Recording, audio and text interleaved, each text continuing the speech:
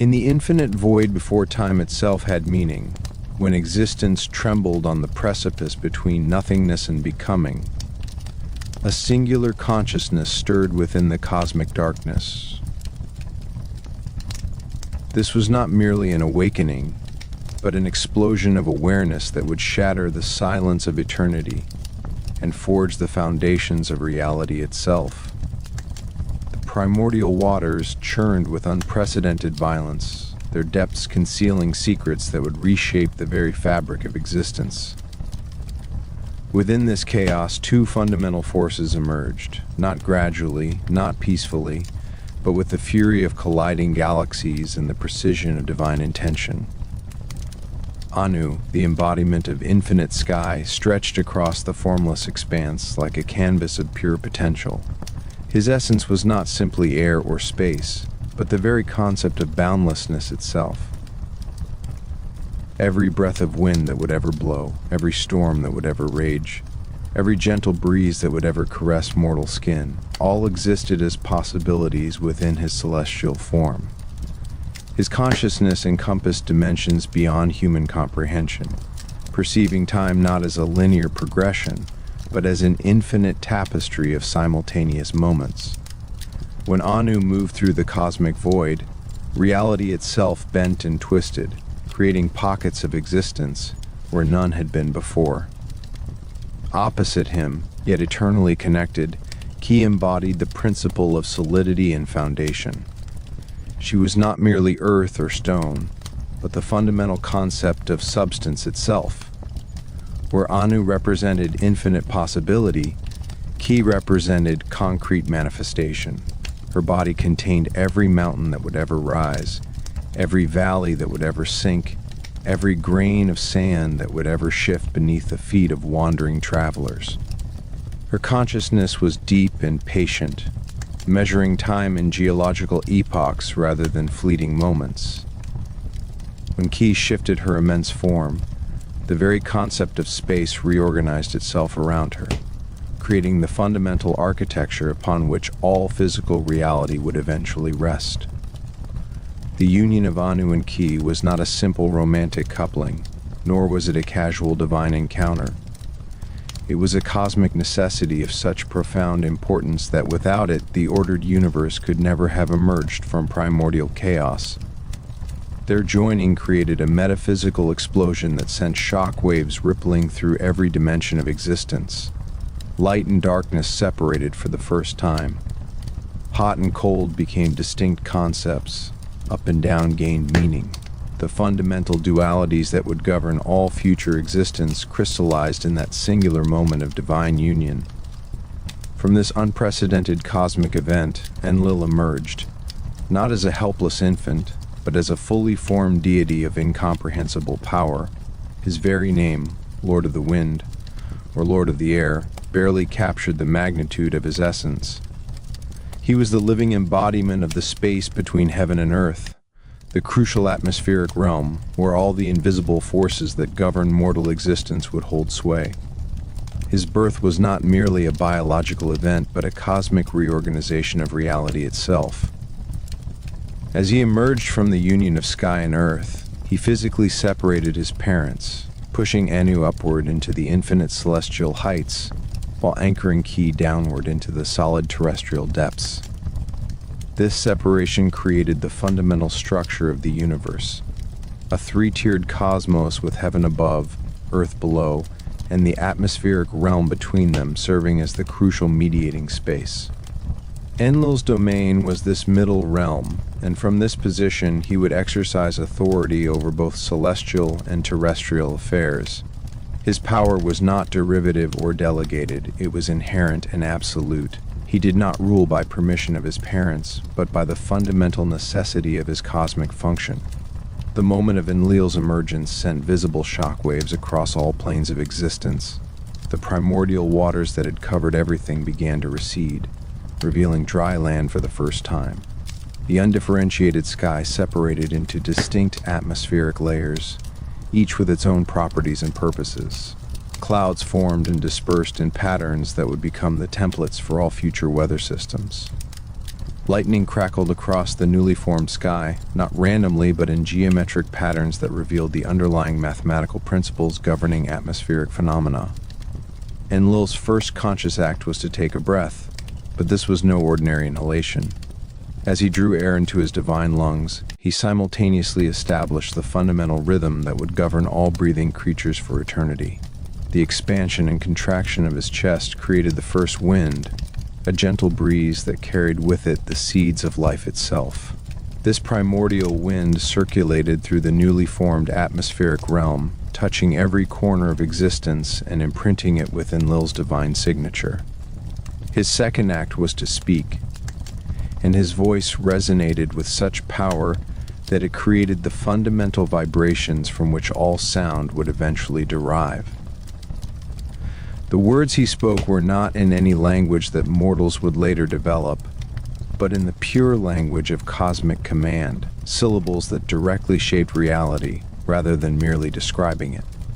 When ENLIL spoke the word for light, illumination flooded the atmospheric realm. When he spoke the word for order, chaos began organizing itself into predictable patterns. When he spoke the word for life, the potential for biological existence embedded itself into the fabric of reality.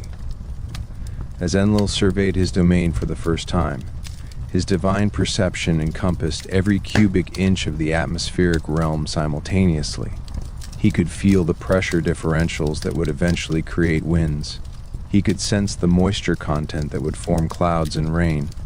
He could perceive the electrical charges building in the upper atmosphere that would manifest as lightning. Nothing within his realm escaped his awareness. Every air current, every temperature gradient, every atmospheric disturbance registered in his consciousness with perfect clarity. But ENLIL's awareness extended beyond mere meteorological phenomena.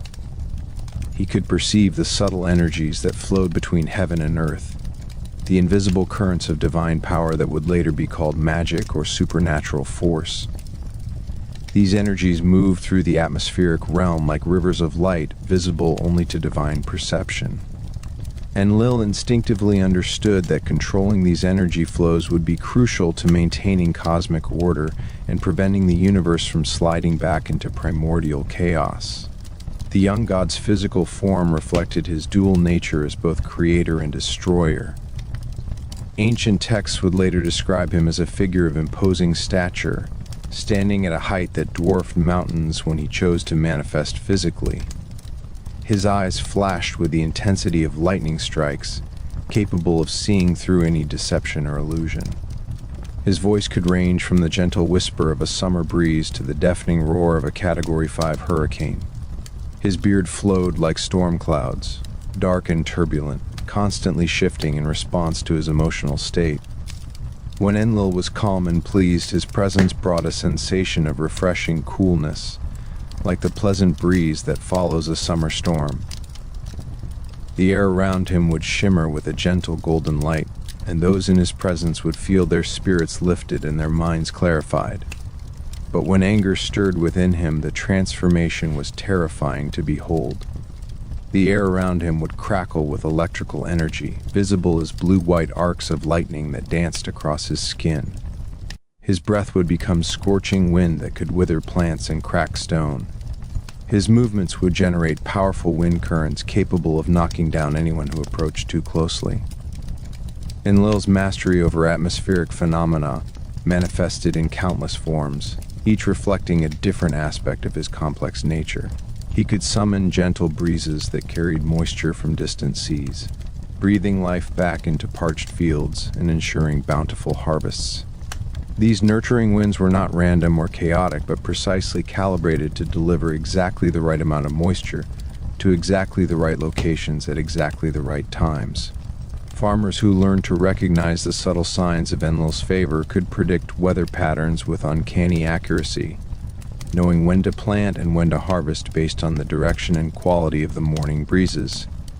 Yet this same deity possessed destructive potential that could reduce the mightiest cities to rubble within hours.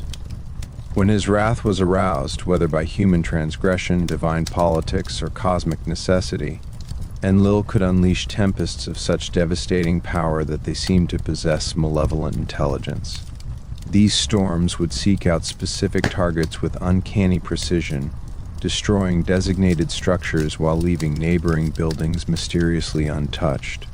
Witnesses would later describe how the very air seemed to thicken with supernatural dread before ENLIL's storm struck, as if the atmosphere itself was holding its breath in anticipation of the coming devastation. The god's control over weather extended far beyond simple wind manipulation. He commanded the lightning that split the sky during thunderstorms, directing bolts of electrical fire with such precision that he could strike down individual mortals who had earned his displeasure while leaving those standing mere feet away completely unharmed. Thunder was considered his voice, booming across the heavens to announce divine judgment or to warn of impending catastrophe. The sound waves generated by his thunder could shatter stone and deafen those who heard it at close range, yet could also carry messages across vast distances to those attuned to divine communication. Rain fell at ENLIL's command, whether as life-giving precipitation that nourished the earth, or as torrential downpours that caused rivers to overflow their banks and flood entire regions. But ENLIL's rain was never merely water falling from the sky. Each droplet carried divine energy that could bless or curse depending on his intention. Rain that fell with his blessing would cause crops to grow with supernatural vigor, producing yields far beyond normal agricultural expectations. Rain that fell in anger would rot crops in the fields, spread disease, and turn fertile soil into barren mud. The recognition of ENLIL's supremacy among the Anunnaki did not occur through military conquest or political maneuvering, though he certainly possessed the power for both. Instead, his ascension to the position of supreme executive deity emerged from the fundamental recognition of his essential role in cosmic governance. The Anunnaki, that great assembly of gods who ruled over various aspects of existence, required a leader who could serve as the executive authority to implement divine decisions. ENLIL's unique position as mediator between heaven and earth made him the natural and inevitable choice for this role. The divine assembly that formally recognized ENLIL's supremacy was itself an event of cosmic significance. Gods and goddesses from every corner of existence gathered in a space that existed outside normal dimensional constraints. The assembly hall was not a physical structure, but a metaphysical construct that could accommodate beings of vastly different sizes, forms, and natures. Some deities appeared as humanoid figures of impossible beauty. Others manifested as geometric patterns of pure energy. Still others took forms that defied description, existing as concepts or principles rather than physical entities. When ENLIL entered this assembly for the first time as a recognized deity rather than a newborn cosmic force, the very atmosphere of the gathering space changed. The air became charged with electrical potential. Light bent and refracted in unusual patterns around his form. Other deities found themselves instinctively adjusting their positions to create a clear path for his approach to the central dais. This was not conscious deference, but an automatic response to the sheer magnitude of his cosmic authority. Anu, as the supreme celestial deity and ENLIL's father, formally presented his son to the assembly. His voice resonated through every dimension simultaneously as he spoke, "Behold ENLIL, Lord of the Wind, separator of heaven and earth, master of the atmospheric realm. In him resides the power to bridge the gap between celestial wisdom and terrestrial implementation. Through him, our collective will shall be made manifest in the ordered world. Let all present recognize his authority and acknowledge his supremacy in executive matters." The response from the assembled deities was not unanimous approval. Divine politics were far too complex for such simplicity. Various factions had their own candidates and preferences for supreme executive authority. Some supported Enki, the god of wisdom and fresh water, whose intellectual brilliance and technical expertise made him a compelling alternative. Others favored Ninhursag, the mother goddess, whose creative powers and nurturing nature suggested a different approach to cosmic governance. Still others proposed collective leadership models that would distribute executive authority among multiple deities. But as the debate unfolded, the fundamental logic of ENLIL's supremacy became increasingly undeniable. When questions arose about implementing celestial decisions in the terrestrial realm, only ENLIL possessed the necessary atmospheric control to bridge that gap effectively. When concerns were raised about maintaining cosmic order against chaotic forces, only ENLIL's position between heaven and earth provided the strategic vantage point necessary for comprehensive oversight. When practical matters of weather control, agricultural support, and human civilization management were discussed, only ENLIL commanded the full range of powers necessary for effective administration. The formal investiture ceremony that confirmed ENLIL's position as supreme executive deity involved rituals of such complexity and cosmic significance that their full details remain known only to the highest-ranking divine beings. What is known is that the ceremony involved the transfer of the Tablets of Destiny, the Dupshimati, from their previous guardian to ENLIL's custody. These were not mere stone slabs inscribed with divine law, but living repositories of cosmic power that contain the fundamental codes governing all existence. The Tablets of Destiny pulsed with an inner light that shifted between deep blue and brilliant gold, reflecting the eternal dance between earthly and terrestrial forces. The cuneiform inscriptions upon their surfaces were not static but moved and changed as cosmic conditions shifted, constantly updating to reflect the evolving state of the universe. When ENLIL first touched the tablets, a surge of cosmic awareness flooded through him. Suddenly he could perceive not just the present state of all existence, but the web of causality that connected past, present, and future. He could see the consequences of potential decisions branching out like infinite trees of possibility.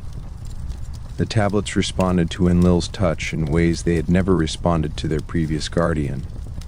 The inscriptions glowed more brightly, the updates occurred more rapidly. New sections of text appeared, revealing cosmic principles that had remained hidden until a deity of sufficient power and authority could access them.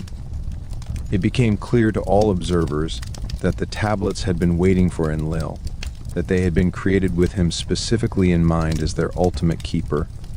With the Tablets of Destiny in his possession, ENLIL's authority became absolute and unchallengeable. He could now decree the fates of both divine and mortal beings with finality that even other gods could not overturn.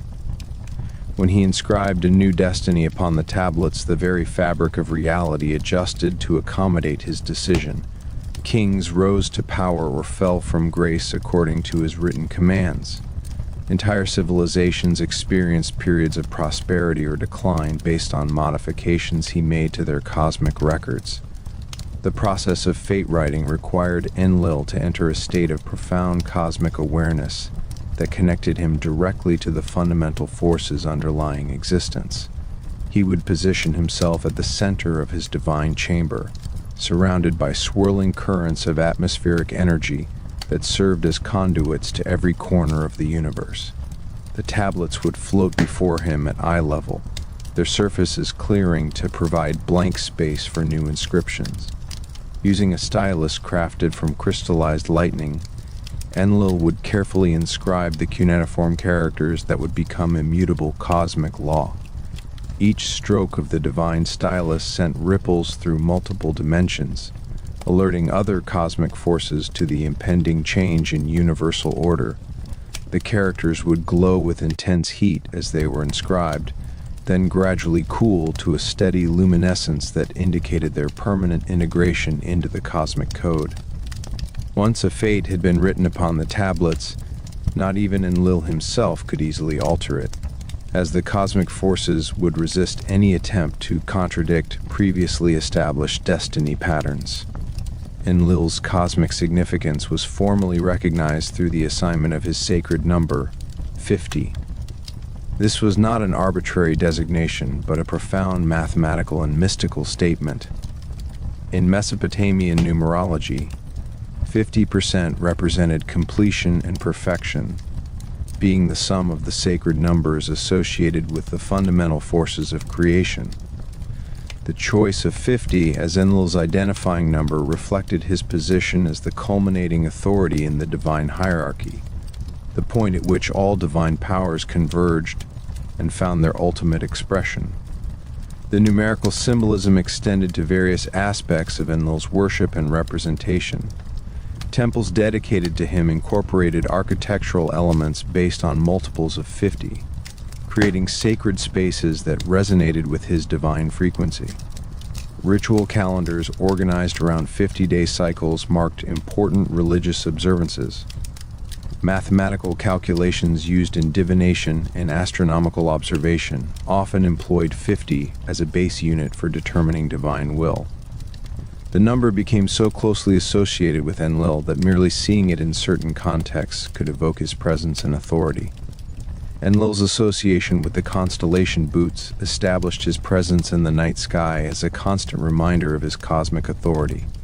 Ancient astronomers identified specific stars within this constellation as manifestations of Enlil's power, tracking their movements to predict weather patterns and agricultural conditions. The constellation's position relative to other star groups was interpreted as indicating Enlil's relationship with other deities, providing a celestial map of divine politics and cosmic balance. The stars of Bootes served as a divine calendar, marking the seasons and indicating the proper times for various agricultural and religious activities. When certain stars reached specific positions in the sky, priests knew that Enlil was preparing to manifest particular aspects of his power, whether beneficial or destructive. This astronomical association gave Enlil's authority a predictable cyclical quality that allowed mortals to anticipate and prepare for divine intervention in their affairs. The cosmic order that Enlil had so carefully maintained through his stewardship of the Tablets of Destiny began to fracture under an unexpected strain. Humanity, which had initially flourished under divine guidance as small, reverent communities scattered across the fertile plains between the great rivers, had grown beyond all divine expectations. What began as modest settlements of mud brick dwellings housing a few dozen families had expanded into sprawling urban centers containing tens of thousands of inhabitants.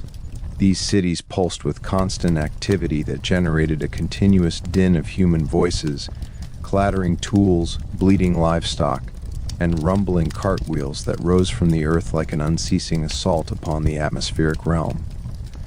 The noise that emanated from these human settlements possessed qualities that distinguished it from the natural sounds of wind, water, and wildlife that had previously dominated the earthly soundscape. Human voices carried emotional frequencies that penetrated the dimensional barriers between mortal and divine realms, creating vibrations that resonated through the cosmic structure itself. The cacophony of human activity included not only the physical sounds of daily labor, but also the psychic emanations of human thoughts, desires, fears, and ambitions that broadcast continuously into the atmospheric layers under Enlil's dominion.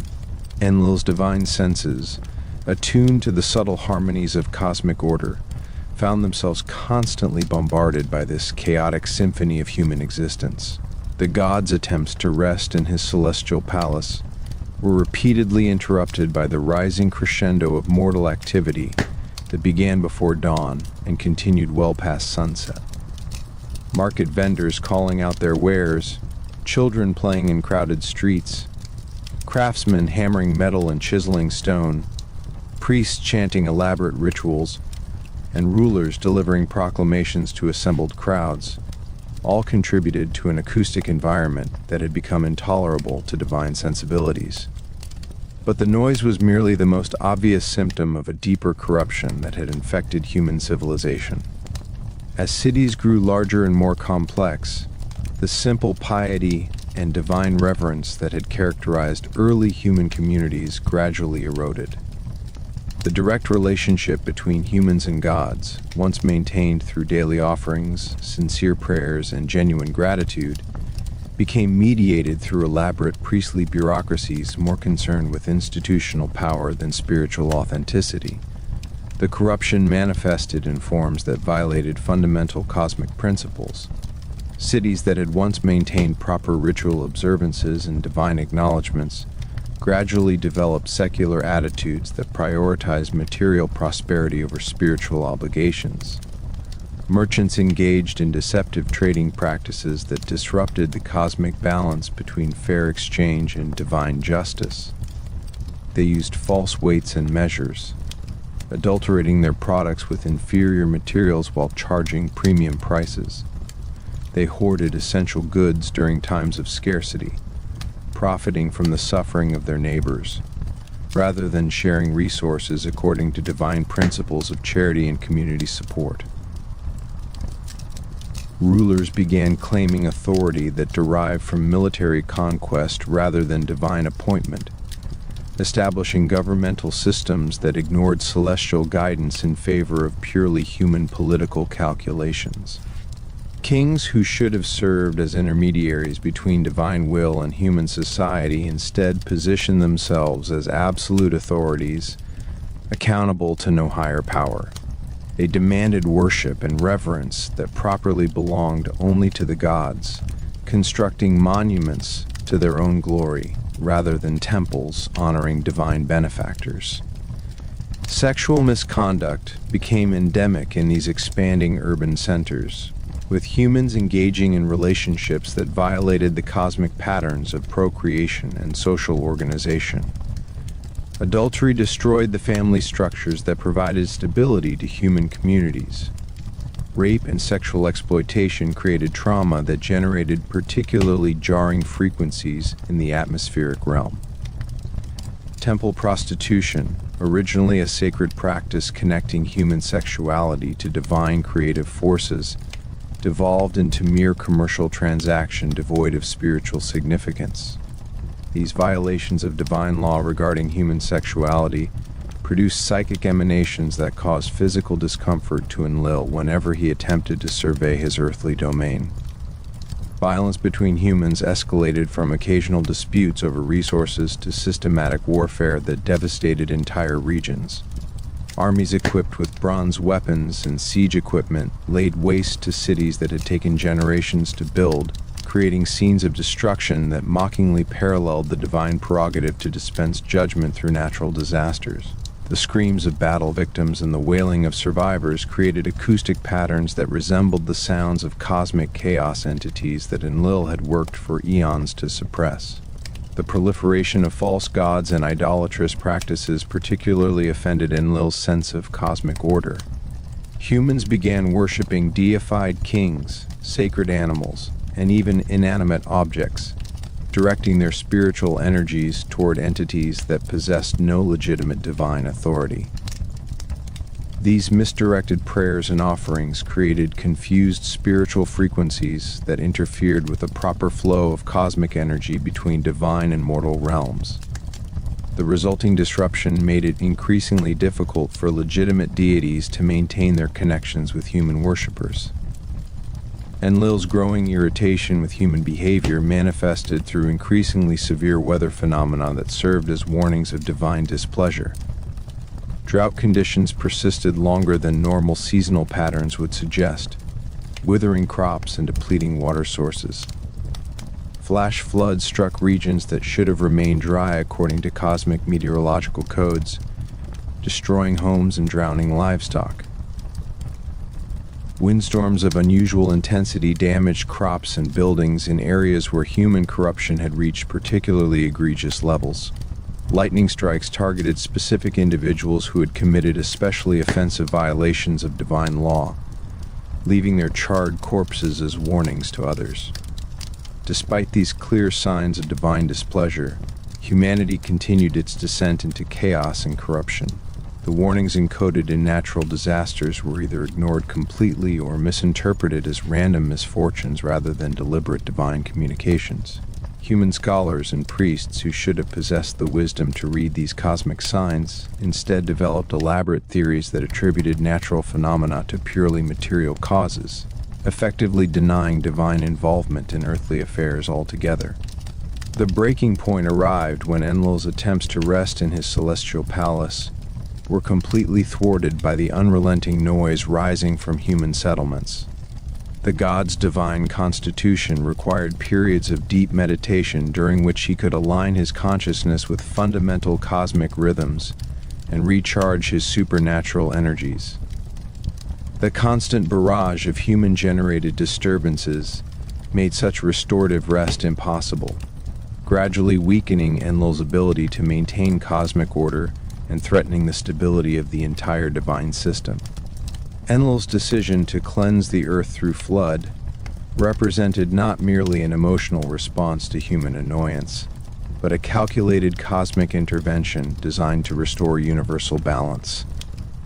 The god's analysis of current conditions, informed by his access to the tablets of destiny, revealed that humanity's continued expansion along its current trajectory would eventually generate enough chaos to destabilize the fundamental structures of reality itself.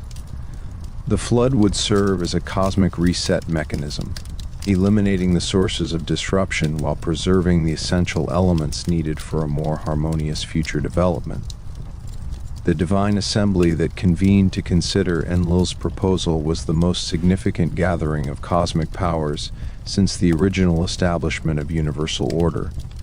Gods and goddesses from every corner of existence materialized in the Great Council Chamber, a space that existed simultaneously in multiple dimensions. The chamber's architecture defied normal geometric principles, with walls that curved in impossible directions and floors that seemed to extend infinitely despite the room's finite boundaries. Crystalline pillars supported a ceiling that displayed the current state of the entire cosmos, with stars, planets, and dimensional rifts all visible in perfect detail. Enlil stood at the center of the assembly, his imposing form radiating barely controlled fury. The air around him crackled with electrical potential, and small lightning bolts danced across his shoulders and arms. His eyes blazed with an intensity that made even the most powerful deities uncomfortable to meet his gaze directly. When he spoke, his voice resonated through every dimension simultaneously, ensuring that no deity could claim ignorance of his words. "Fellow members of the Divine Assembly," Enlil began, his voice carrying the rumble of distant thunder, "I come before you today to propose a solution to a problem that threatens the very foundations of cosmic order. Humanity, which we created and nurtured, which we guided from primitive savagery to civilized society, has become a cancer upon the earth. Their noise pollutes the atmospheric realm. Their corruption generates chaotic frequencies that disrupt the flow of cosmic energy. Their violence and depravity mock the divine principles we established to govern their existence." He gestured, and the ceiling of the council chamber transformed into a window showing scenes from various human cities. The assembled deities watched as merchants cheated customers, as soldiers slaughtered civilians, as priests performed empty rituals devoid of genuine spiritual content, as rulers oppressed their subjects in pursuit of personal glory. The sounds of human civilization, the shouting, the crying, the clashing of weapons, the grinding of commerce, filled the council chamber, giving the gods a direct experience of what Enlil endured constantly. "This is what I experience every moment of every day," Enlil continued. "This chaos, this corruption, this unending assault upon divine sensibilities. I have sent warnings through drought and flood, through storm and lightning, through every meteorological means at my disposal. Yet humanity continues its descent into depravity, ignoring or misinterpreting every sign of divine displeasure. They have become irredeemable, and their continued existence threatens cosmic stability." Enlil paused, allowing the weight of his words to settle upon the assembly. Then he made his formal proposal. I call upon this council to authorize a complete cleansing of the earth through flood.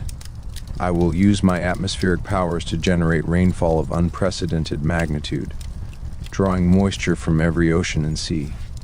I will activate underground water sources to create springs and geysers that will contribute additional flooding from below.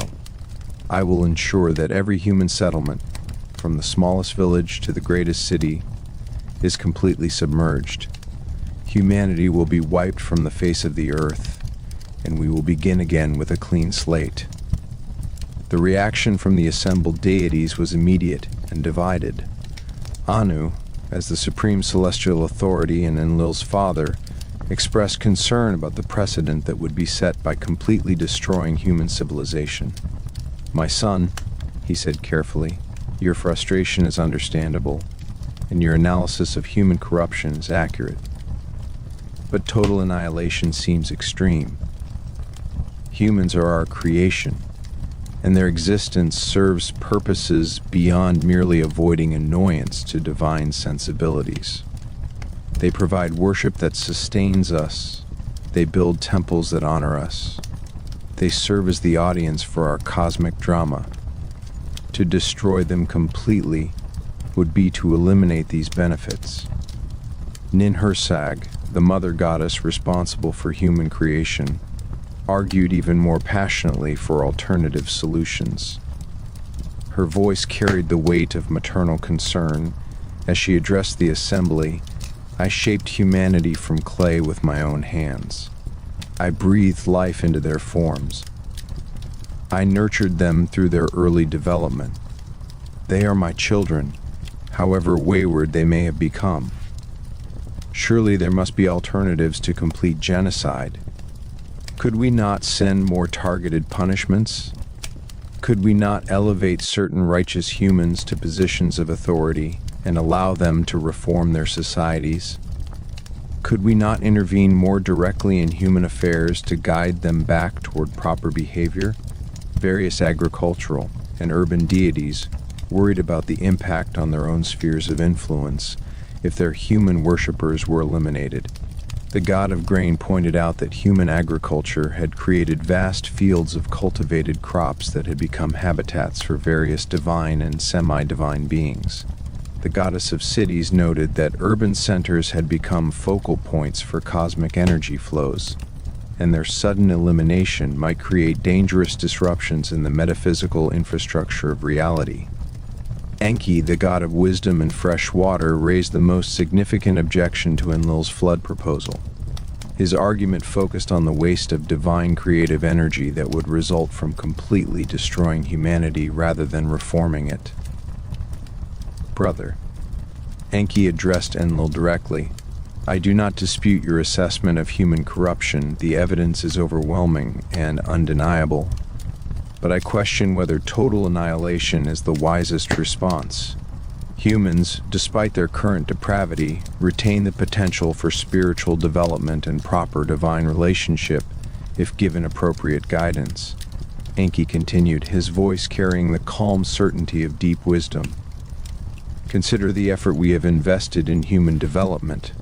Generations of divine intervention, countless hours of guidance and instruction, elaborate systems of divine law and cosmic order. All of this will be lost if we simply destroy humanity and start over. And what guarantee do we have that a new human civilization would not eventually develop the same problems? Perhaps the issue is not with humanity itself, but with our approach to managing them." The debate between Enlil and Enki revealed fundamental philosophical differences regarding divine responsibility toward created beings. Enlil's position emphasized the necessity of maintaining cosmic order even at the cost of individual lives, arguing that the divine obligation to preserve universal stability superseded any sentimental attachment to particular creatures. "Order must be maintained," Enlil insisted. "Chaos must be suppressed. If humanity has become a source of chaos rather than order, then humanity must be eliminated. The cosmic balance is more important than any individual species, no matter how much effort we invested in creating them. Enki countered that wisdom required finding solutions that preserved both cosmic order and the creative achievements represented by human civilization. True wisdom, he argued, lies not in choosing between order and creation, but in finding ways to harmonize them. Humanity's potential for both good and evil, for both order and chaos, is precisely what makes them interesting and valuable. A perfectly obedient species that never challenged divine authority would be little more than automatons. The very qualities that make humans troublesome also make them capable of genuine growth and development. The debate continued for what would have been days in mortal time, though in the timeless space of the Divine Council chamber, duration had little meaning. Various deities proposed compromise solutions, selective punishment targeting only the worst human offenders, enhanced divine oversight to prevent future corruption, educational programs to teach humans proper behavior, even the possibility of creating a new species to replace humans while preserving some remnant of human civilization for historical purposes. But ENLIL remained unmoved by these alternatives. Divine perception, enhanced by his access to the tablets of destiny, showed him the long-term consequences of half-measures and compromises. Every alternative proposal led to the same eventual outcome. Humanity would continue to grow, to corrupt, to generate chaos that threatened cosmic stability. Only complete elimination followed by careful reconstruction could break this cycle and create the possibility of a truly harmonious relationship between divine and human realms. When the Divine Assembly finally voted on ENLIL's proposal, the result was not unanimous but represented a clear majority in favor of the flood. The deciding factor was not agreement with ENLIL's assessment of human corruption. Most deities acknowledged that humans had indeed become problematic. Rather, it was recognition that ENLIL, as supreme executive deity and keeper of the Tablets of Destiny, possessed both the authority and the cosmic perspective necessary to make such momentous decisions. To overrule him would be to undermine the entire system of divine governance that maintained cosmic order. The formal decree authorizing the flood was inscribed upon the Tablets of Destiny in characters that glowed with ominous red light. The inscription read, "Let the waters rise and cover the earth. Let humanity be cleansed from the world. Let the noise cease and silence return to the atmospheric realm. Let cosmic order be restored through divine judgment. So it is decreed, so it shall be done." As the characters cooled from red to their normal golden glow, reality itself began adjusting to accommodate this new cosmic law. Atmospheric conditions started shifting in preparation for the coming deluge. Ocean currents began moving in unusual patterns, positioning vast quantities of water for eventual atmospheric extraction. Underground aquifers swelled with supernatural influx of water from dimensional sources. The cosmic machinery of destruction was set in motion, and nothing could stop it now. Or so ENLIL believed. Enki's dissent during the Divine Assembly had been noted but overruled by the majority decision. However, the God of Wisdom privately resolved to preserve at least a remnant of humanity that could serve as the foundation for future human development, under better divine guidance.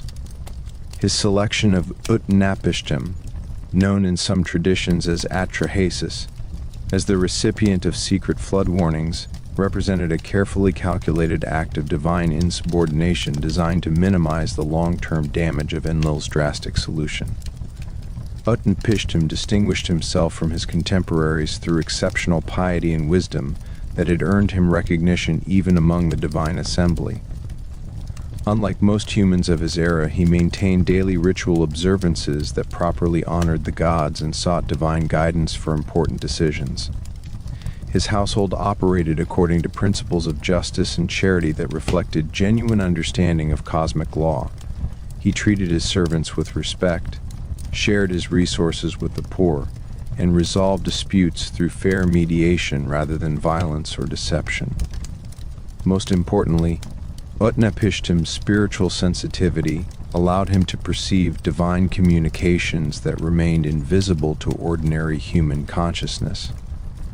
He could read omens in the flight patterns of birds, interpret dreams as messages from the divine realm, and sense the presence of supernatural entities that moved unseen through the mortal world.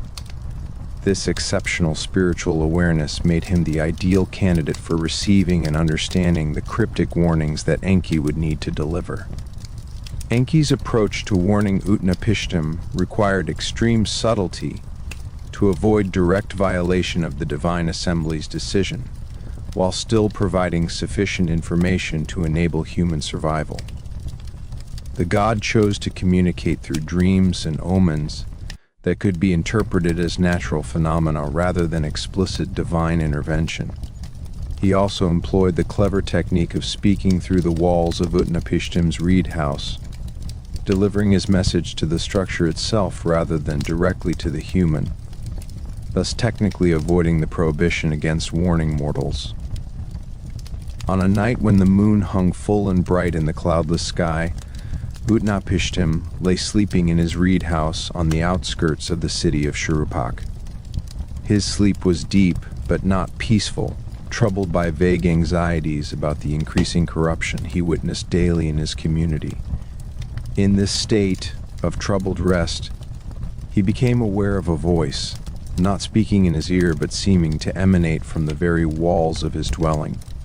Reed house, the voice whispered, carrying undertones of vast wisdom and urgent concern.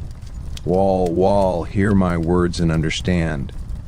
Utnapishtim, son of Ubar-Tutu, pay attention to what I am about to tell you. The gods have decreed destruction for humanity. A great flood is coming that will cover the earth and destroy all living things. But you, righteous man, need not perish with the wicked. Utnapishtim sat up in his bed, his heart pounding. He recognized the voice as belonging to Enki, though the god had not identified himself directly. The message continued, providing detailed instructions for survival. Tear down your house and build a boat. Abandon your possessions and save your life. Forsake worldly goods and keep your soul alive. The boat you build must be of specific dimensions, equal in length and width, forming a perfect square when viewed from above. Make it 7 stories tall, divided into 9 compartments on each level. Seal it thoroughly with bitumen, both inside and out, to make it watertight. The instructions continued with remarkable precision, specifying the exact measurements in cubits, the type of wood to be used, the method of construction, and even the design of the door and window openings. Enki's voice provided technical details that would ensure the vessel's survival under the extreme conditions that would prevail during the flood. The boat must be able to withstand not only rising water, but also violent waves, powerful currents, and debris impacts. Reinforce the hull with additional layers of wood at stress points. Create a roof that can be sealed completely to prevent water entry from above. Design the interior compartments to house not only your family, but also representatives of all animal species. This last instruction particularly surprised Utnapishtim. All animal species, my lord?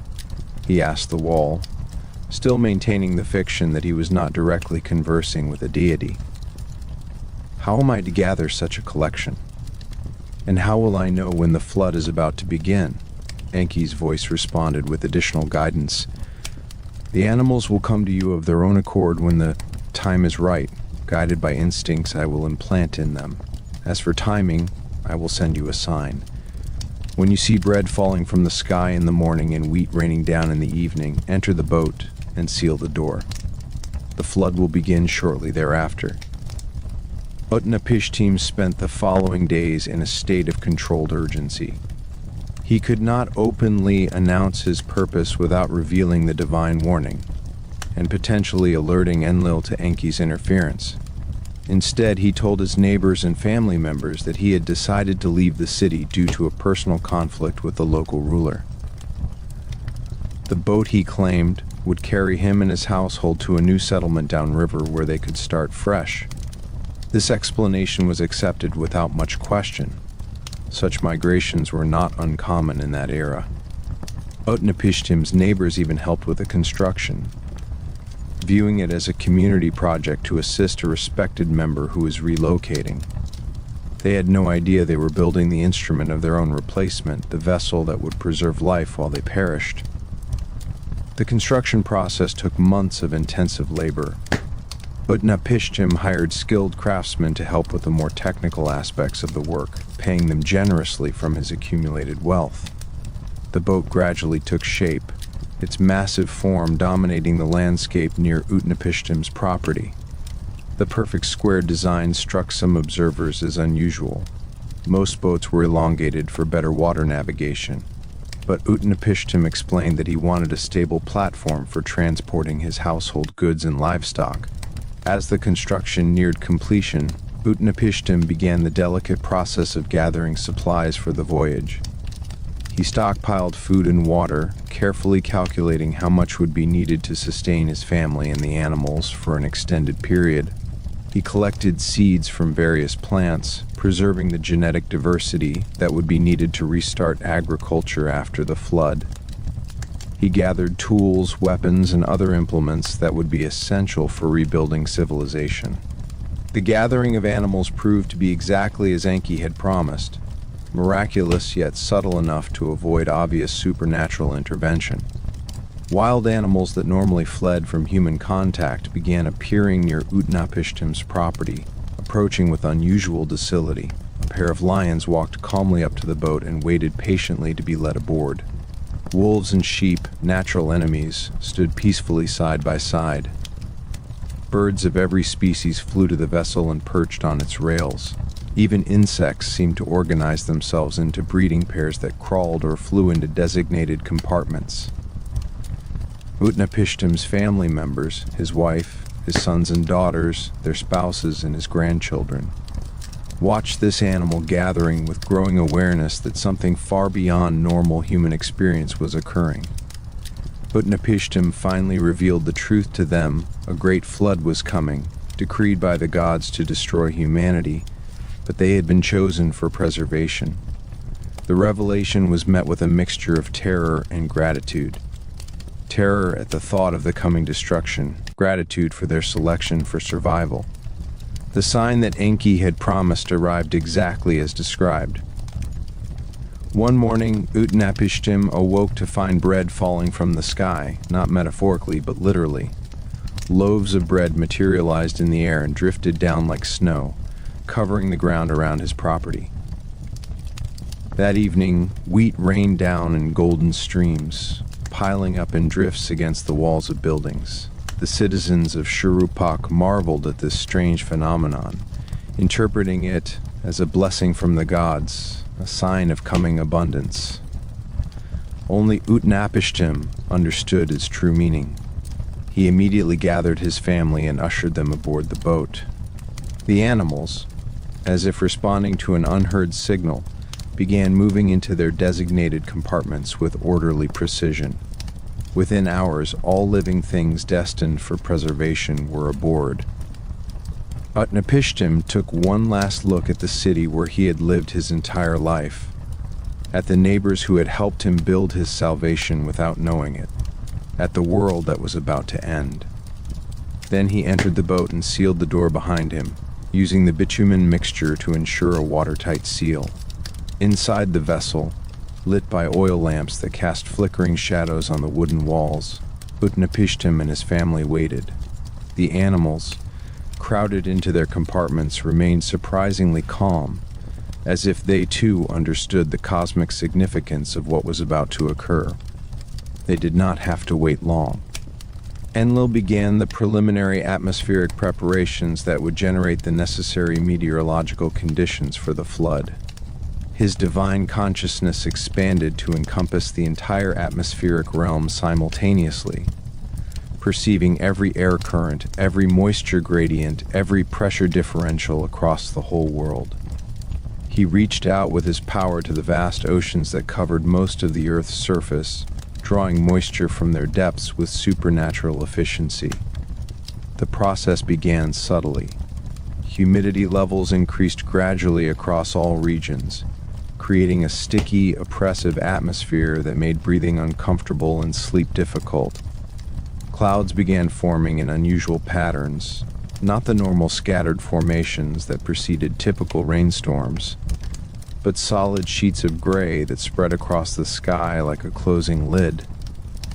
The cloud cover grew thicker and darker with each passing hour, blocking out the sun and creating a premature twilight that persisted throughout the day. Barometric pressure fluctuations caused sensitive individuals to experience headaches and anxiety that reflected the building cosmic tension. Animals behaved strangely, with domestic creatures becoming agitated and wild animals fleeing to higher ground as if sensing the coming catastrophe. Birds fell silent, their usual songs replaced by an eerie quiet that made the human noise of cities seem even more jarring by contrast. The first drops of rain that began ENLIL's deluge carried supernatural properties that distinguished them from ordinary precipitation. Each droplet contained concentrated atmospheric energy that created tiny electrical discharges upon impact with the ground. The rain fell with unusual warmth that generated thick mists and fog banks that reduced visibility to mere arm's length.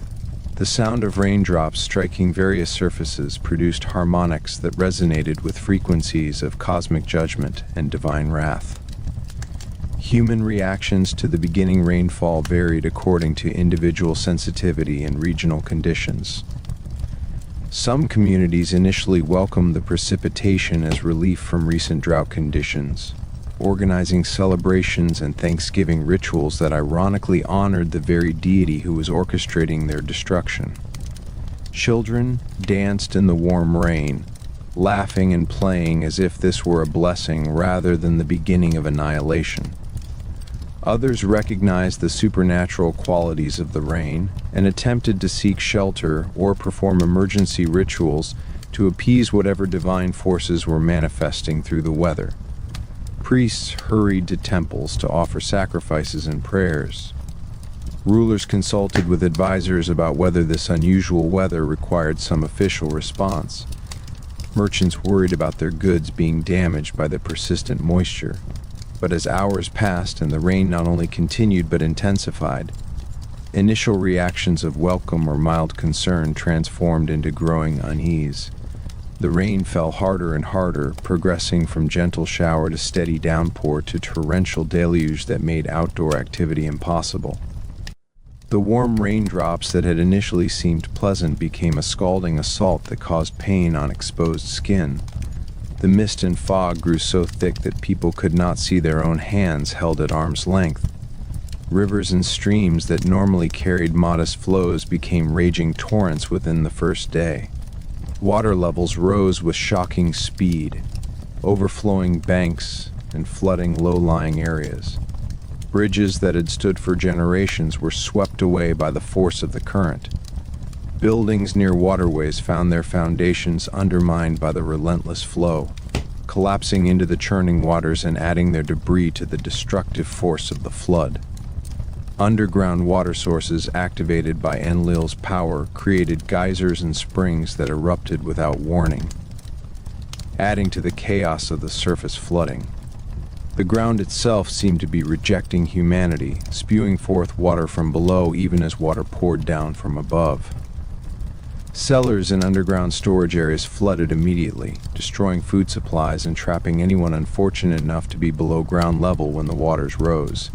As the intensity of ENLIL's storm increased beyond all natural precedent, human understanding of the situation shifted from hopeful anticipation to growing concern, and finally to desperate terror. This was no ordinary storm that would pass after a few hours or even a few days. This was something unprecedented, something that violated every pattern of normal weather.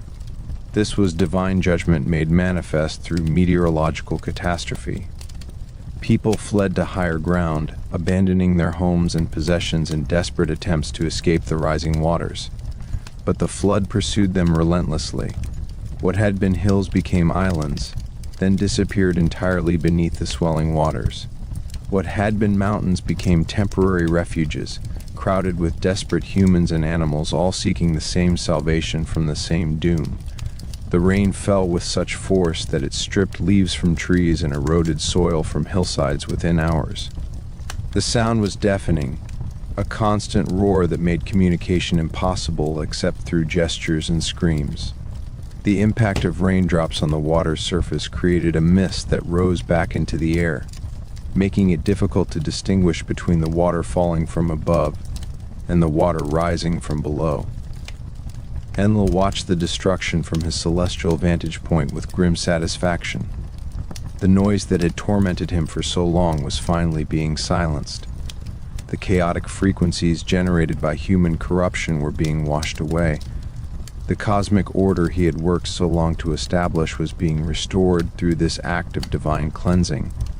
But even as he orchestrated the flood, a small part of ENLIL's consciousness registered something unexpected. His atmospheric senses detected a pocket of organized resistance to the chaos, a structure that was riding the flood rather than being destroyed by it. The boat, Utnapishtim's Ark, built according to Enki's specifications, was surviving conditions that were destroying everything else. ENLIL's attention focused on this anomaly with growing suspicion.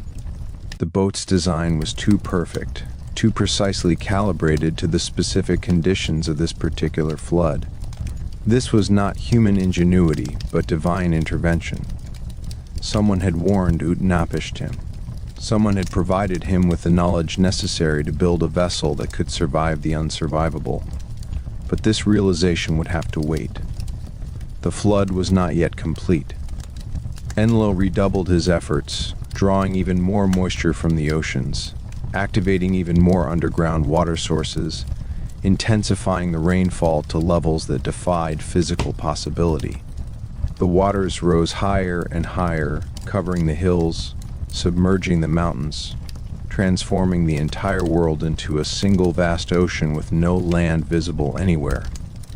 Inside the Ark, Utnapishtim and his family experienced the flood as a terrifying cacophony of sound and motion. The vessel pitched and rolled on waves that would have capsized any normal boat. Water hammered against the hull with force that made the thick wooden walls shudder. The animals, crowded into their compartments, cried out in fear and distress. The darkness was absolute. No sunlight penetrated the thick clouds and the sealed windows of the Ark. Utnapishtim held his wife close as the boat lurched violently, thrown about by currents and waves like a toy in a bathtub. Enki promised we would survive, he whispered, though he could barely hear his own voice over the roar of the storm. We must have faith. We must trust in divine wisdom. His wife nodded, though her face was pale with terror. Around them, their children and grandchildren huddled together, seeking comfort in physical closeness since words were impossible in the deafening noise. The oil lamps had been extinguished to prevent fire risk, leaving them in darkness broken only by occasional flashes of lightning that penetrated the sealed windows and revealed brief glimpses of the chaos outside. Days passed, though in the darkness and constant motion, time became meaningless. The rain continued without pause, the waters continued to rise, and the Ark continued to survive through a combination of divine protection and superior engineering. But Utnapishtim rationed the food and water supplies carefully, knowing that they might need to survive for an extended period before the flood subsided. On the seventh day, the rain finally stopped. The sudden silence was almost as shocking as the noise had been. Utnapishtim cautiously opened one of the sealed windows and looked out upon a transformed world. Water stretched to the horizon in every direction, an endless ocean without any visible land.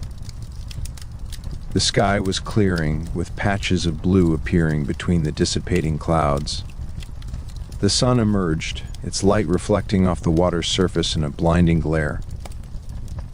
The ark floated peacefully on the calm waters, no longer tossed about by violent waves. The animals, sensing the change in conditions, grew quieter. Utnapishtim's family emerged from their huddled positions, stretching cramped muscles and looking around with expressions of cautious hope. "Is it over?" Utnapishtim's eldest son asked. "The rain has stopped," Utnapishtim replied carefully. "But the waters still cover everything. We must wait for them to recede before we can leave the ark." What he did not say, but what he feared in his heart, was that they might be the only humans left alive in the entire world. The waters of Enlil's great deluge had finally receded, leaving behind a transformed world where the familiar landmarks of human civilization had been swept away or buried beneath layers of mud and debris.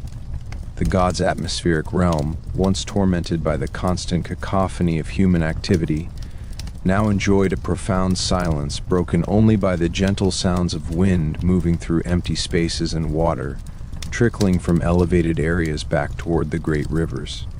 Enlil surveyed his work with a complex mixture of satisfaction and melancholy. The cosmic reset had achieved its intended purpose of restoring divine tranquility. The noise pollution that had made his existence unbearable was gone. The chaotic frequencies generated by human corruption no longer disrupted the flow of cosmic energy. The atmospheric realm was clean, pure, and orderly once again. Yet the silence was not entirely comfortable. Enlil had grown accustomed to the presence of humanity, even as their noise had tormented him.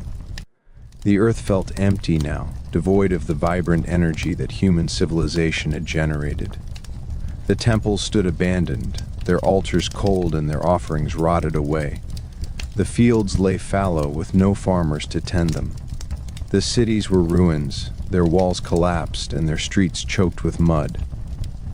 It was in this state of contemplative melancholy that Enlil's divine senses detected something that should not exist, the unmistakable signatures of human life. His atmospheric awareness, now freed from the overwhelming noise pollution that had previously clouded his perceptions, could perceive individual life forces with perfect clarity. And there, in a vessel that had somehow weathered his cosmic deluge, were dozens of human souls, alive, healthy, and completely intact. The realization struck Enlil like a physical blow. His carefully orchestrated cleansing had been deliberately sabotaged. Someone had warned humans. Someone had provided them with the knowledge necessary to survive. Someone had directly violated the decree of the Divine Assembly and undermined his authority as supreme executive deity. Enlil's rage exploded with such force that it generated atmospheric disturbances visible across multiple dimensions. Lightning crackled across clear skies. Thunder boomed without clouds. Winds rose from nowhere and spun into violent whirlwinds that scarred the muddy landscape. The very air seemed to vibrate with his fury. He immediately convened an emergency session of the Divine Assembly, his summons carrying such urgency and anger that no deity dared ignore it. Within moments, the council chamber filled with gods and goddesses materializing from their various domains, all wearing expressions of concern and confusion. Enlil stood at the center of the chamber, his form radiating barely controlled fury. Arcs of lightning danced across his skin. His eyes blazed with an intensity that made even Anu uncomfortable. When he spoke, his voice carried the force of a hurricane. Who dared to defy the decree of this assembly? Who warned the humans? Who undermined my authority and sabotaged the cosmic cleansing?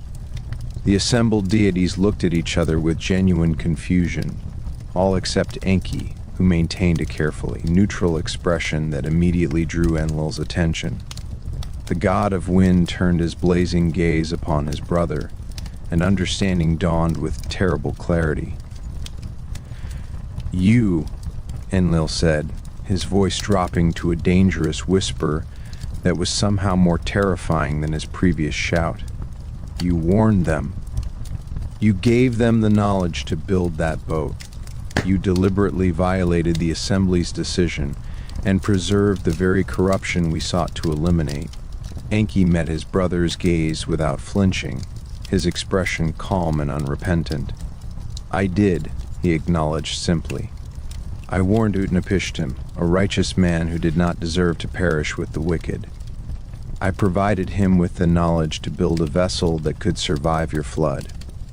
I ensured that humanity would not be completely destroyed, that the potential for future human development would be preserved. The council chamber erupted in shocked murmurs and exclamations. Some deities expressed outrage at Enki's admission of direct disobedience. Others seemed relieved that humanity had not been completely eliminated. Still others watched the confrontation between the two brothers with the fascinated attention of spectators at a cosmic drama. Enlil's fury reached new heights.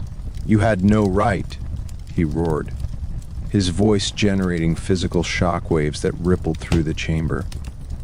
The assembly decreed humanity's destruction. I, as supreme executive deity, implemented that decree.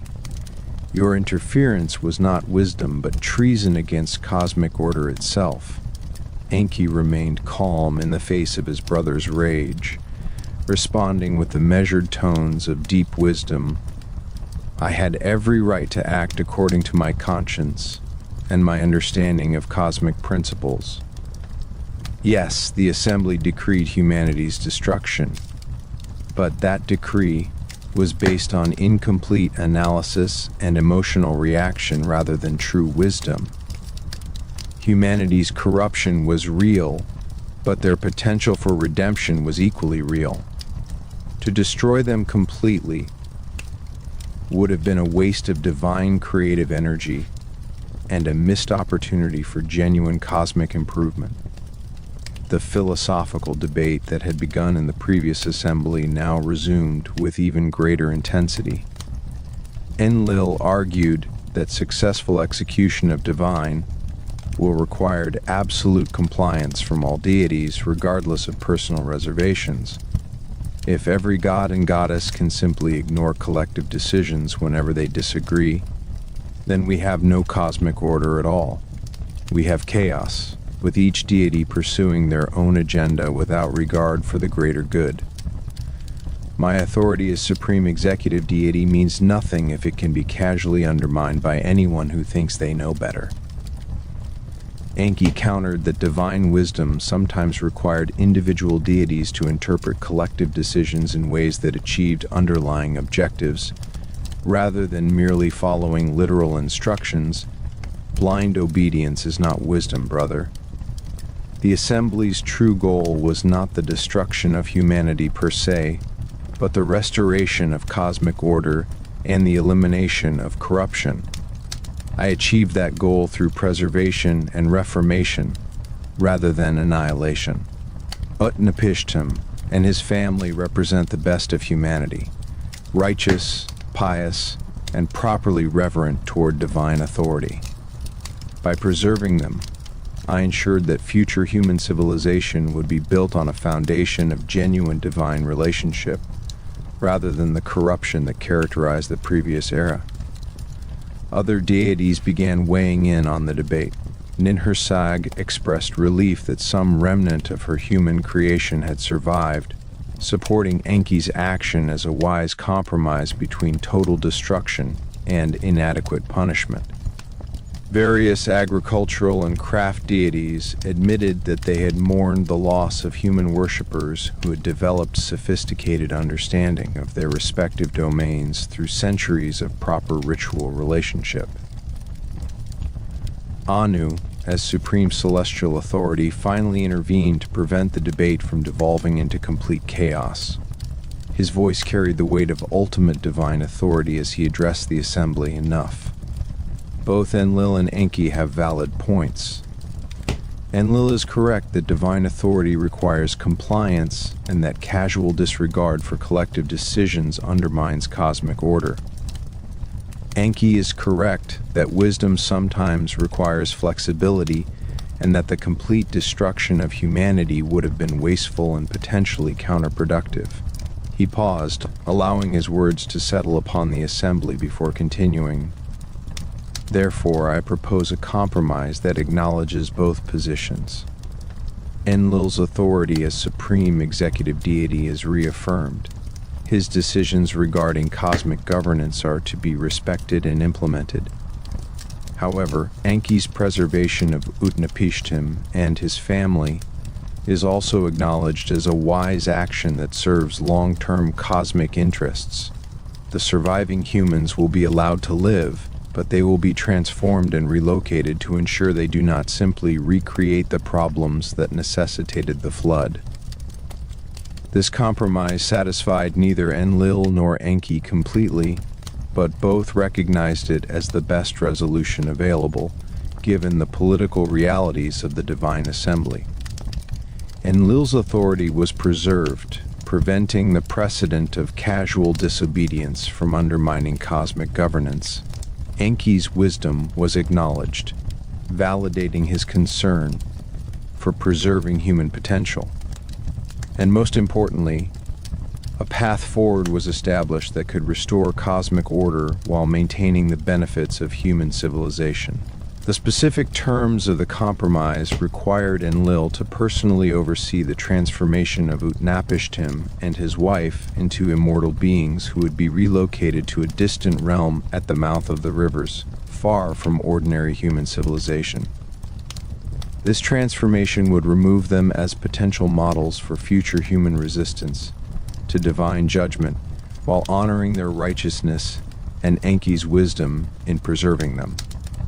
As human civilization gradually rebuilt itself from the few survivors who had escaped the flood through various means, some clinging to debris, others finding refuge on high mountains, and of course, Utnapishtim's family emerging from the Ark, ENLIL implemented new systems of divine oversight, designed to prevent the recurrence of conditions that had necessitated such drastic intervention. The god's approach to post-flood humanity was fundamentally different from his previous hands-off policy, where he had once allowed humans to develop largely on their own, intervening only when absolutely necessary. He now took a much more active role in shaping human civilization according to cosmic principles. This shift reflected both his determination to prevent future corruption and his recognition that humans required more direct guidance to develop properly. ENLIL's first major intervention involved the creation and distribution of the pickaxe, a revolutionary tool that would transform humanity's relationship with the earth itself. The god recognized that human progress required implements specifically designed to penetrate the hardened surface layers that concealed the Earth's most fertile depths. Without such tools, humans would remain limited to surface agriculture that could barely sustain small populations, preventing the development of the complex civilizations that could properly honor divine authority. The creation of the first pickaxe took place in ENLIL's divine workshop, a space that existed simultaneously within his atmospheric realm and at the intersection of celestial and terrestrial forces. The chamber appeared as a vast circular forge, surrounded by swirling currents of wind that carried the essential elements needed for divine metallurgy. Crystallized lightning provided the primary energy source for the forging process, while atmospheric pressure variations created the precise conditions necessary for manipulating divine materials. The metal component of the pickaxe originated from a meteoric iron that had absorbed stellar energies during its journey through celestial space. This material possessed supernatural durability and the capacity to channel divine energy into earthly applications. ENLIL heated the meteoric iron using controlled lightning strikes that achieved temperatures existing only within stellar cores, then employed precisely directed wind currents to cool and shape the metal according to cosmic geometric principles. Each hammer blow generated thunder that resonated across multiple dimensional planes, announcing the creation of an artifact that would fundamentally alter the relationship between divine and human realms. The pickaxe's blade received special treatment that enabled it to penetrate not only physical soil but also the metaphysical barriers that separated surface reality from deeper cosmic layers. ENLIL inscribed microscopic cuneiform characters along the metal's edge, embedding divine commands that would guide the tool's function when wielded by human hands. The wooden handle came from the world tree's secondary growth, timber that had developed through exposure to cosmic forces and possessed natural resistance to both physical wear and spiritual corruption. ENLIL carved intricate patterns into the wood that followed atmospheric flow principles, creating channels through which divine energy could flow from the wielder's hands into the metal blade. When the pickaxe was complete, ENLIL selected its first human recipient with great care. He chose a farmer named Enkidu, who had distinguished himself through innovative irrigation techniques and consistent divine offerings. The presentation ceremony established precedents for future divine human technological transfers, with ENLIL appearing during pre-dawn hours when atmospheric conditions created optimal visibility between dimensional realms. Enkidu. ENLIL's voice resonated through the farmer's consciousness. I grant you this tool as a gift from the divine realm to humanity. Use it to unlock the earth's fertility, to feed your people, and to build a civilization that honors the gods properly. Remember that every strike of this pickaxe is an act of cooperation between human ambition and divine power. Enkidu's first use of the divine pickaxe produced results that immediately distinguished it from ordinary human tools. The implement penetrated hardened clay soils that had resisted all previous cultivation attempts, revealing rich, dark earth that possessed exceptional fertility. Each strike created perfectly shaped furrows that followed natural water flow patterns, automatically organizing the field for optimal drainage and irrigation efficiency. The agricultural revolution initiated by the pickaxe's introduction spread rapidly through human communities. Other farmers observed the dramatic improvements in crop yields achieved through deep soil cultivation and began developing their own versions of the implement using locally available materials. While these human-crafted copies lacked the divine properties of the original, they retained sufficient effectiveness to transform agricultural practices throughout the region. The increased food production enabled by improved cultivation techniques created surplus agricultural capacity that freed portions of human populations from constant subsistence activities. These newly available human resources could be directed toward specialized crafts, construction projects, and religious observances that enriched community life while strengthening divine human relationships. ENLIL's next major intervention involved the introduction of irrigation techniques that would create sustainable systems for managing water resources. The god's atmospheric powers provided him with comprehensive understanding of regional water cycles, underground aquifer locations, and optimal channel designs for directing water flow according to both practical needs and cosmic principles. The irrigation systems developed under ENLIL's guidance incorporated sophisticated engineering principles that reflected cosmic order while serving practical agricultural needs. Canal networks followed geometric patterns that maximized water distribution efficiency, while creating aesthetically pleasing landscapes that honored divine creative principles. Lock and dam systems regulated water flow according to seasonal requirements, preventing both drought and flood conditions that could damage crops or human settlements. The construction of these irrigation networks required coordinated labor efforts that necessitated new forms of social organization and leadership structures.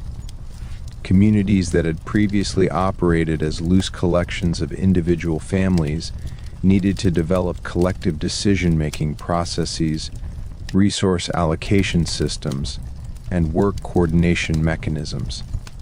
These organizational innovations laid the groundwork for more complex political structures, that would eventually evolve into the sophisticated governmental systems characteristic of advanced civilizations.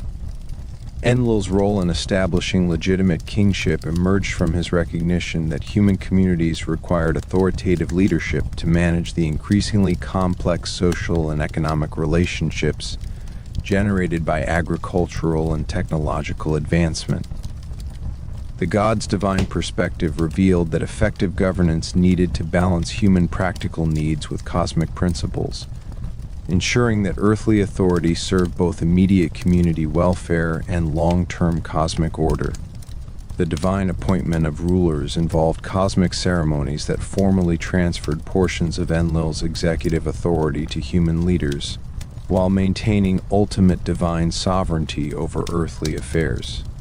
These investiture rituals required the selected kings to demonstrate understanding of cosmic law principles and commitment to governing according to divine guidance, rather than purely personal ambition. Kings who received ENLIL's divine mandate found their authority enhanced by supernatural abilities that enabled more effective governance. These divine gifts included enhanced wisdom for making complex decisions, charismatic presence that commanded respect and obedience, and limited prophetic abilities that allowed anticipation of future challenges and opportunities. The establishment of royal dynasties required ENLIL's ongoing oversight to ensure that divine authority passed to worthy successors rather than being corrupted by human political ambitions. The god's modification of destiny patterns recorded on his tablets determined which bloodlines would maintain cosmic favor across generations, and which would eventually lose divine support due to corruption or incompetence. The founding of cities represented the culmination of ENLIL's civilizational guidance. Urban centers provided the concentrated human populations and specialized economic activities necessary for advanced cultural development. The god's atmospheric perspective enabled him to identify optimal locations for urban settlement that combined practical advantages like water access and defensive positioning with cosmic significance that would ensure divine favor. The first cities established under ENLIL's direction served as models for future urban development throughout the region. These prototype cities featured central temple complexes that provided focal points for religious observance while serving as administrative centers for governmental and economic activities. Residential districts followed organic growth patterns that maintained community cohesion while accommodating population expansion. But ENLIL's most comprehensive act of divine cultural transmission involved the systematic distribution of the mess, those fundamental divine powers that governed every aspect of organized existence. These were not mere abstract concepts, but concrete manifestations of cosmic law that could be embedded within human institutions to ensure their proper function according to divine will. The MES encompassed a vast array of civilizational elements, writing systems that could preserve and transmit complex information across time and distance, metallurgical techniques for creating tools and weapons, architectural principles for constructing durable buildings, legal codes that could resolve disputes according to cosmic justice, artistic techniques that could capture divine beauty in material forms, and countless other specialized knowledge domains. The allocation of writing systems represented perhaps the most crucial single MES distribution. ENLIL granted primary authority over writing to Nabu, the god of literacy and record-keeping, establishing a divine bureaucratic structure that would ensure written knowledge served cosmic purposes while remaining accessible to properly trained human scribes. The development of cuneiform script under divine guidance incorporated both practical functionality and sacred significance. The wedge-shaped characters created by pressing reed styluses into clay tablets followed geometric patterns that echoed celestial movements while providing sufficient flexibility to represent the complex sounds and concepts of human language. The establishment of scribal schools in major urban centers created institutional frameworks for transmitting literacy skills while maintaining proper divine supervision over written knowledge.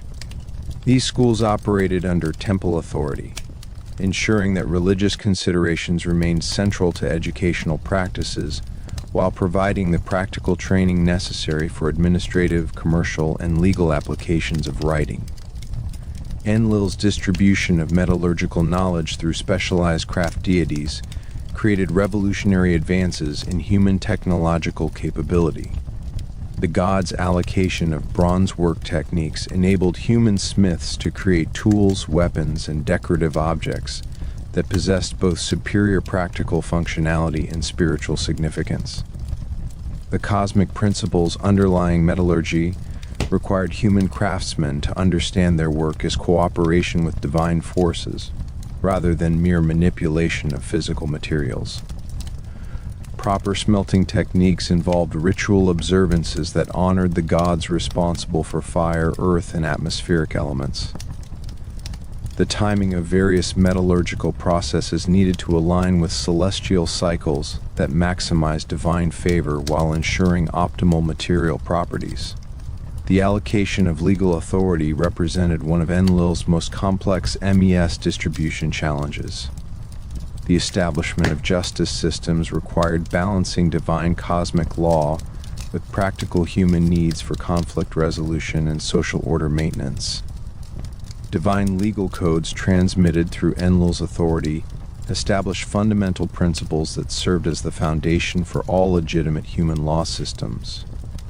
Human judges who received authority to interpret and apply divine legal principles underwent extensive training that combined practical legal education with spiritual development designed to enhance their sensitivity to cosmic justice requirements. Courts and legal procedures created institutional frameworks that could handle increasingly complex disputes while maintaining connection to cosmic justice principles. ENLIL's distribution of religious authority through the establishment of formal priesthood represented the most direct transfer of divine power to human custodianship. Priests would serve as primary intermediaries between divine and mortal realms in the ongoing administration of cosmic order. The hierarchical structure of priesthood created clear chains of religious command that connected local temple activities to cosmic divine authority.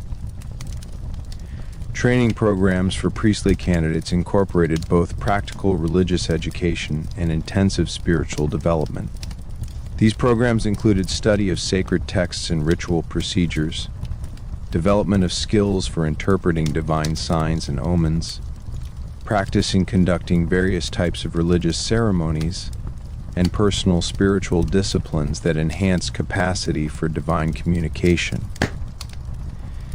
The establishment of temple complexes as centers of religious authority created institutional frameworks that could support complex religious activities while serving as focal points for community spiritual life.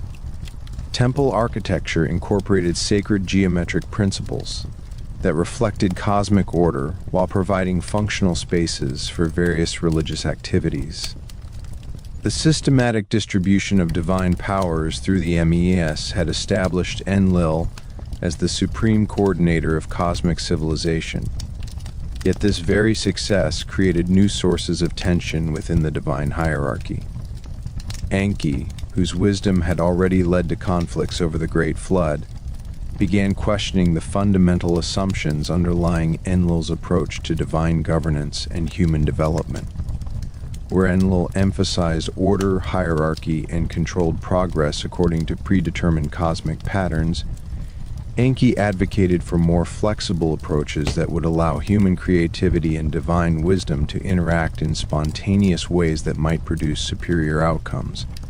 This philosophical divide manifested most clearly in their opposing views regarding human potential and the proper limits of divine intervention in mortal affairs. ENLIL's position, shaped by his experience with pre-flood human chaos and his responsibility for maintaining cosmic stability, favored careful regulation of human development through graduated release of divine knowledge and systematic supervision of civilizational progress. His approach treated humans as promising but inherently unstable creatures who required constant divine guidance to prevent their natural tendencies toward chaos and corruption from undermining cosmic order. Enki's alternative perspective emphasized human intelligence and adaptability as divine gifts that deserved cultivation rather than restriction. The god of wisdom argued that excessive divine control over human development would ultimately produce civilizations that lacked the innovative capacity necessary for long-term survival and growth. His observations of human behavior in the post-flood period had convinced him that mortals possessed untapped potential for solving complex problems and creating beneficial innovations when given appropriate freedom to experiment and explore. The practical implications of these philosophical differences became apparent in disputes over specific aspects of civilizational development. The preservation of Enlil's cosmic legacy required more than mere historical record-keeping or cultural transmission through oral traditions. As the wind god's direct interventions in human affairs became increasingly rare, the Divine Assembly recognized the necessity of creating permanent architectural monuments that could serve as physical anchors for cosmic memory, while providing tangible connections between mortal consciousness and divine principles that had shaped civilization's foundations. These monumental structures would need to transcend simple commemorative functions to become active participants in the ongoing maintenance of cosmic order, serving as conduits through which divine influence could continue to flow into human affairs, even in the absence of direct supernatural manifestation. The concept of sacred architecture as living cosmic memory emerged from theological debates within the Divine Assembly regarding the most effective methods for preserving divine influence across vast temporal spans that would inevitably separate the age of direct divine intervention from future eras when human civilization would operate with greater autonomy. Traditional approaches to cultural preservation through written texts and oral traditions possessed inherent limitations that made them vulnerable to corruption, misinterpretation, and gradual degradation over time. Physical monuments, however, could embody cosmic principles in their very structure, creating permanent expressions of divine wisdom that would remain accessible to human consciousness regardless of linguistic or cultural changes that might render textual traditions incomprehensible. Enlil's personal involvement in designing these cosmic memory structures reflected his recognition that architectural monuments could serve functions far beyond simple commemoration or religious worship. The wind god's atmospheric perspective enabled him to perceive how physical structures interacted with environmental forces, creating resonance patterns that could amplify or dampen various types of energy flows. Buildings designed according to cosmic geometric principles could channel divine energy in specific ways, creating localized conditions that enhanced spiritual awareness, facilitated divine communication, or reinforced particular cosmic principles within the consciousness of individuals who entered these sacred spaces. The mathematical foundations underlying sacred architecture incorporated numerical relationships that reflected fundamental cosmic proportions, governing the relationships between celestial and terrestrial realms. These sacred geometries were not arbitrary aesthetic choices, but rather precise expressions of cosmic law that determined how divine energy would flow through physical structures and interact with human consciousness. The ratios between different architectural elements, the angles at which walls intersected, the heights of various structural components, and countless other design parameters all contributed to creating buildings that functioned as three-dimensional expressions of cosmic principles. The orientation of sacred structures relative to celestial bodies created temporal connections that linked architectural monuments to cosmic cycles governing divine influence and natural phenomena. Buildings aligned with specific stellar positions during significant seasonal moments could capture and concentrate divine energy that reached peak intensity during these astronomical events. The resulting energy accumulations could be stored within the structure's physical materials and gradually released over time, providing continuous divine influence that persisted long after the initial celestial alignment had passed. Construction materials selected for sacred architecture required careful evaluation of both physical properties and spiritual characteristics that would determine their effectiveness as conduits for divine energy. Stone quarried from mountains possessed different spiritual qualities than clay extracted from river valleys, while metals incorporated into architectural elements contributed their own unique energetic signatures that influenced how buildings interacted with cosmic forces. The combination of different materials in specific proportions and configurations created complex energetic environments that could be precisely tuned to serve particular cosmic functions. The ritual consecration of architectural monuments transformed ordinary physical structures into sacred spaces, capable of serving as permanent anchors for divine presence within the material world. These consecration ceremonies involved elaborate procedures that invoked divine authority, while establishing spiritual connections between the physical building and cosmic sources of divine power. The rituals incorporated offerings, prayers, and symbolic actions that declared the structure's dedication to divine service, while requesting ongoing divine protection and empowerment for the sacred space. ENLIL's personal participation in consecrating major architectural monuments demonstrated the cosmic significance of these structures, while establishing precedents for future building consecrations that would maintain proper spiritual connections between physical architecture and divine authority. The wind god's atmospheric powers enabled him to infuse consecrated buildings with permanent divine energy that would continue to influence the spiritual environment within and around these structures for countless generations. His blessing transformed ordinary construction materials into sacred substances capable of channeling divine influence, while resisting spiritual corruption that might otherwise compromise their cosmic functions. The ziggurat architectural form that had originated with Ekur in Nippur became the standard template for major religious monuments throughout the region, with each new construction incorporating local variations while maintaining essential cosmic principles that ensured proper divine function. These stepped pyramid structures served multiple practical and spiritual purposes simultaneously, providing elevated platforms for astronomical observation, creating impressive visual statements of divine authority, and establishing hierarchical spatial arrangements that reflected cosmic order in physical form. The ascending levels of ziggurat architecture created graduated zones of spiritual intensity that required increasing levels of purification and divine authorization for access. The lowest levels remained accessible to ordinary community members for basic religious observances and public ceremonies, while intermediate levels restricted access to trained priests and properly prepared worshippers who had undergone ritual purification.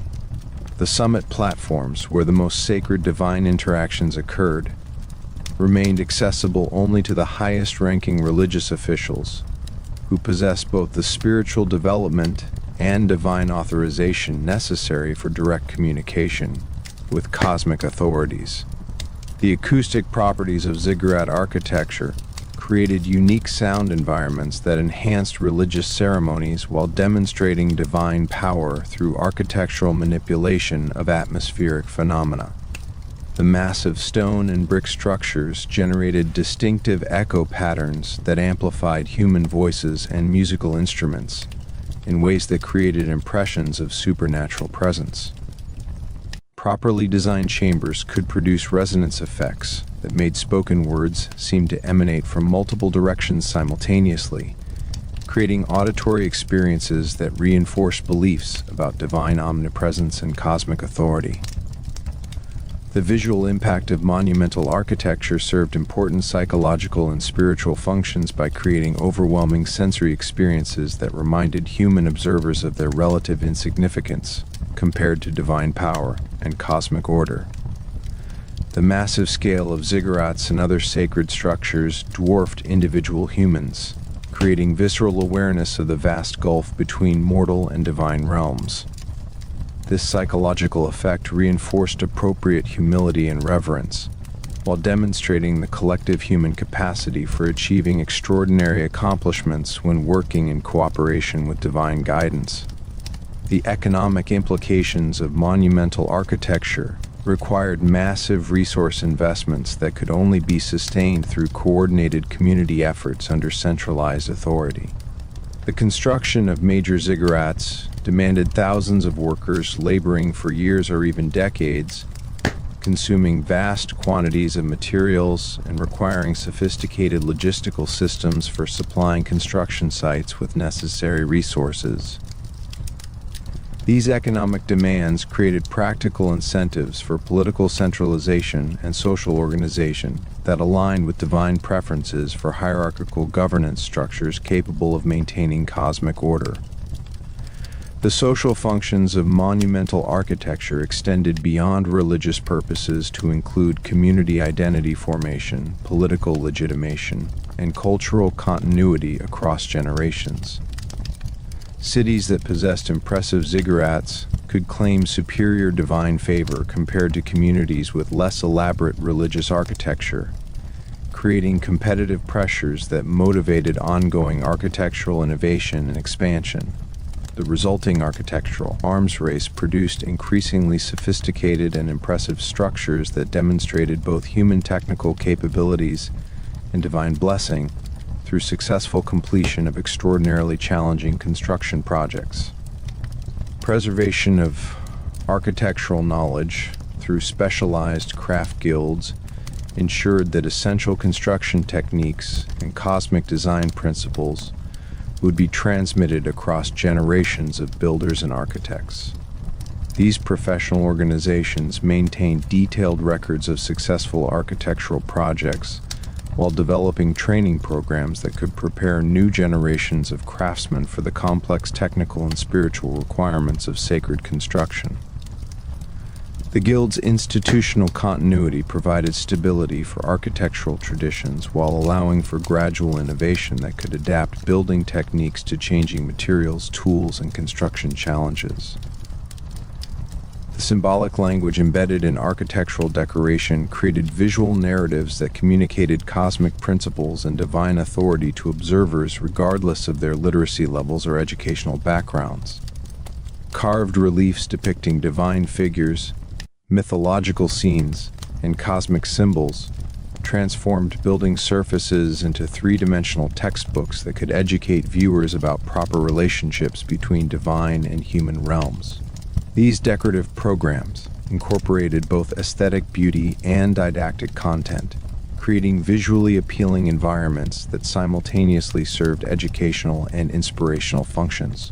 The integration of water features into sacred architecture created powerful symbolic connections between divine authority and the life-giving properties of water that sustained human civilization. Fountains, pools, and artificial channels incorporated into temple complexes demonstrated divine control over water resources while providing practical benefits for ritual purification and environmental cooling. The sound of flowing water created acoustic environments that enhanced meditation and spiritual contemplation, while masking distracting external noises that might interfere with religious concentration. The astronomical observatories incorporated into ziggurat summits enabled precise tracking of celestial movements that informed religious calendars, agricultural timing, and astrological predictions. These elevated observation platforms provided unobstructed views of the horizon in all directions, allowing trained observers to mark the positions of stars, planets, and other celestial bodies with accuracy that would have been impossible from ground level. The resulting astronomical data supported sophisticated calendrical systems that coordinated human activities with cosmic cycles while demonstrating divine order in celestial movements. The relationship between sacred architecture and urban planning created integrated environments where religious monuments served as organizing principles for entire city layouts. Major ziggurats typically occupied central positions within urban areas, with streets, residential districts, and commercial zones arranged in patterns that reflected the temple's cosmic significance. This architectural hierarchy reinforced social and political structures by creating physical environments that constantly reminded inhabitants of divine authority and cosmic order governing their daily lives. The defensive functions of monumental architecture provided practical military benefits, while demonstrating divine protection for communities that maintained proper religious observances. Massive temple complexes with thick walls and elevated positions could serve as fortified refuges during military conflicts, offering sanctuary for populations threatened by invading armies. The successful defense of sacred structures against military attacks reinforced beliefs about divine protection, while providing tangible evidence of cosmic favor for communities that honored the gods appropriately. The evolution of architectural styles across different regions and time periods reflected both local cultural preferences and universal cosmic principles that transcended specific cultural contexts. While individual ziggurats incorporated distinctive decorative elements and structural variations that expressed local identity, the fundamental architectural principles governing their design remained consistent across vast geographic areas and extended historical periods. This combination of universal cosmic principles and local cultural expression created architectural traditions that could maintain essential divine connections while adapting to diverse human communities and changing historical circumstances. The restoration and maintenance of ancient architectural monuments became sacred obligations that connected later generations to their cultural and spiritual heritage, while demonstrating ongoing commitment to divine service. Communities that neglected the upkeep of sacred structures risked losing divine favor, while those that invested resources in preserving and restoring ancient monuments could claim continuity with glorious pasts and demonstrate their worthiness for continued divine blessing. These restoration projects often became occasions for religious renewal and community rededication to cosmic principles that had guided their ancestors. The archaeological legacy of ENLIL's architectural influence would extend far beyond the ancient civilizations that originally constructed these monuments, providing future generations with tangible evidence of sophisticated ancient cultures and their complex relationships with divine authority.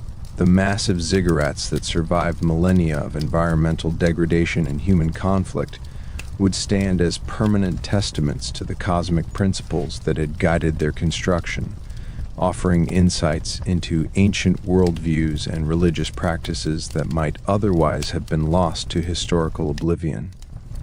The transformation of ENLIL's role within the divine pantheon reflected broader theological developments that would fundamentally reshape ancient Near Eastern religious consciousness over the course of several millennia. As human civilization grew increasingly sophisticated and geographically dispersed, the simple hierarchical models of divine authority that had characterized earlier periods proved inadequate for addressing the complex theological questions generated by cultural diversity, political fragmentation, and intellectual advancement. The wind god's position as supreme executive deity gradually evolved into something more nuanced and philosophically sophisticated, reflecting humanity's developing capacity for abstract theological reasoning and systematic religious thought. The emergence of theological schools within major temple complexes created institutional frameworks for systematic study of divine nature, cosmic principles, and proper relationships between divine and human realms. These educational institutions brought together the most intellectually gifted priests and scholars to engage in sustained reflection on fundamental religious questions that had previously been addressed primarily through mythological narratives and ritual practices. The resulting theological literature represented humanity's first systematic attempts to develop comprehensive philosophical frameworks for understanding divine authority and cosmic order.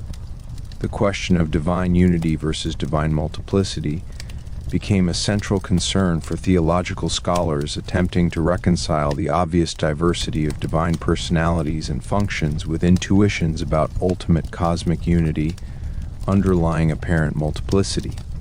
ENLIL's position as supreme executive deity suggested a hierarchical model where multiple divine beings operated under unified cosmic authority, but this raised complex questions about the relationship between individual divine wills and collective divine purpose.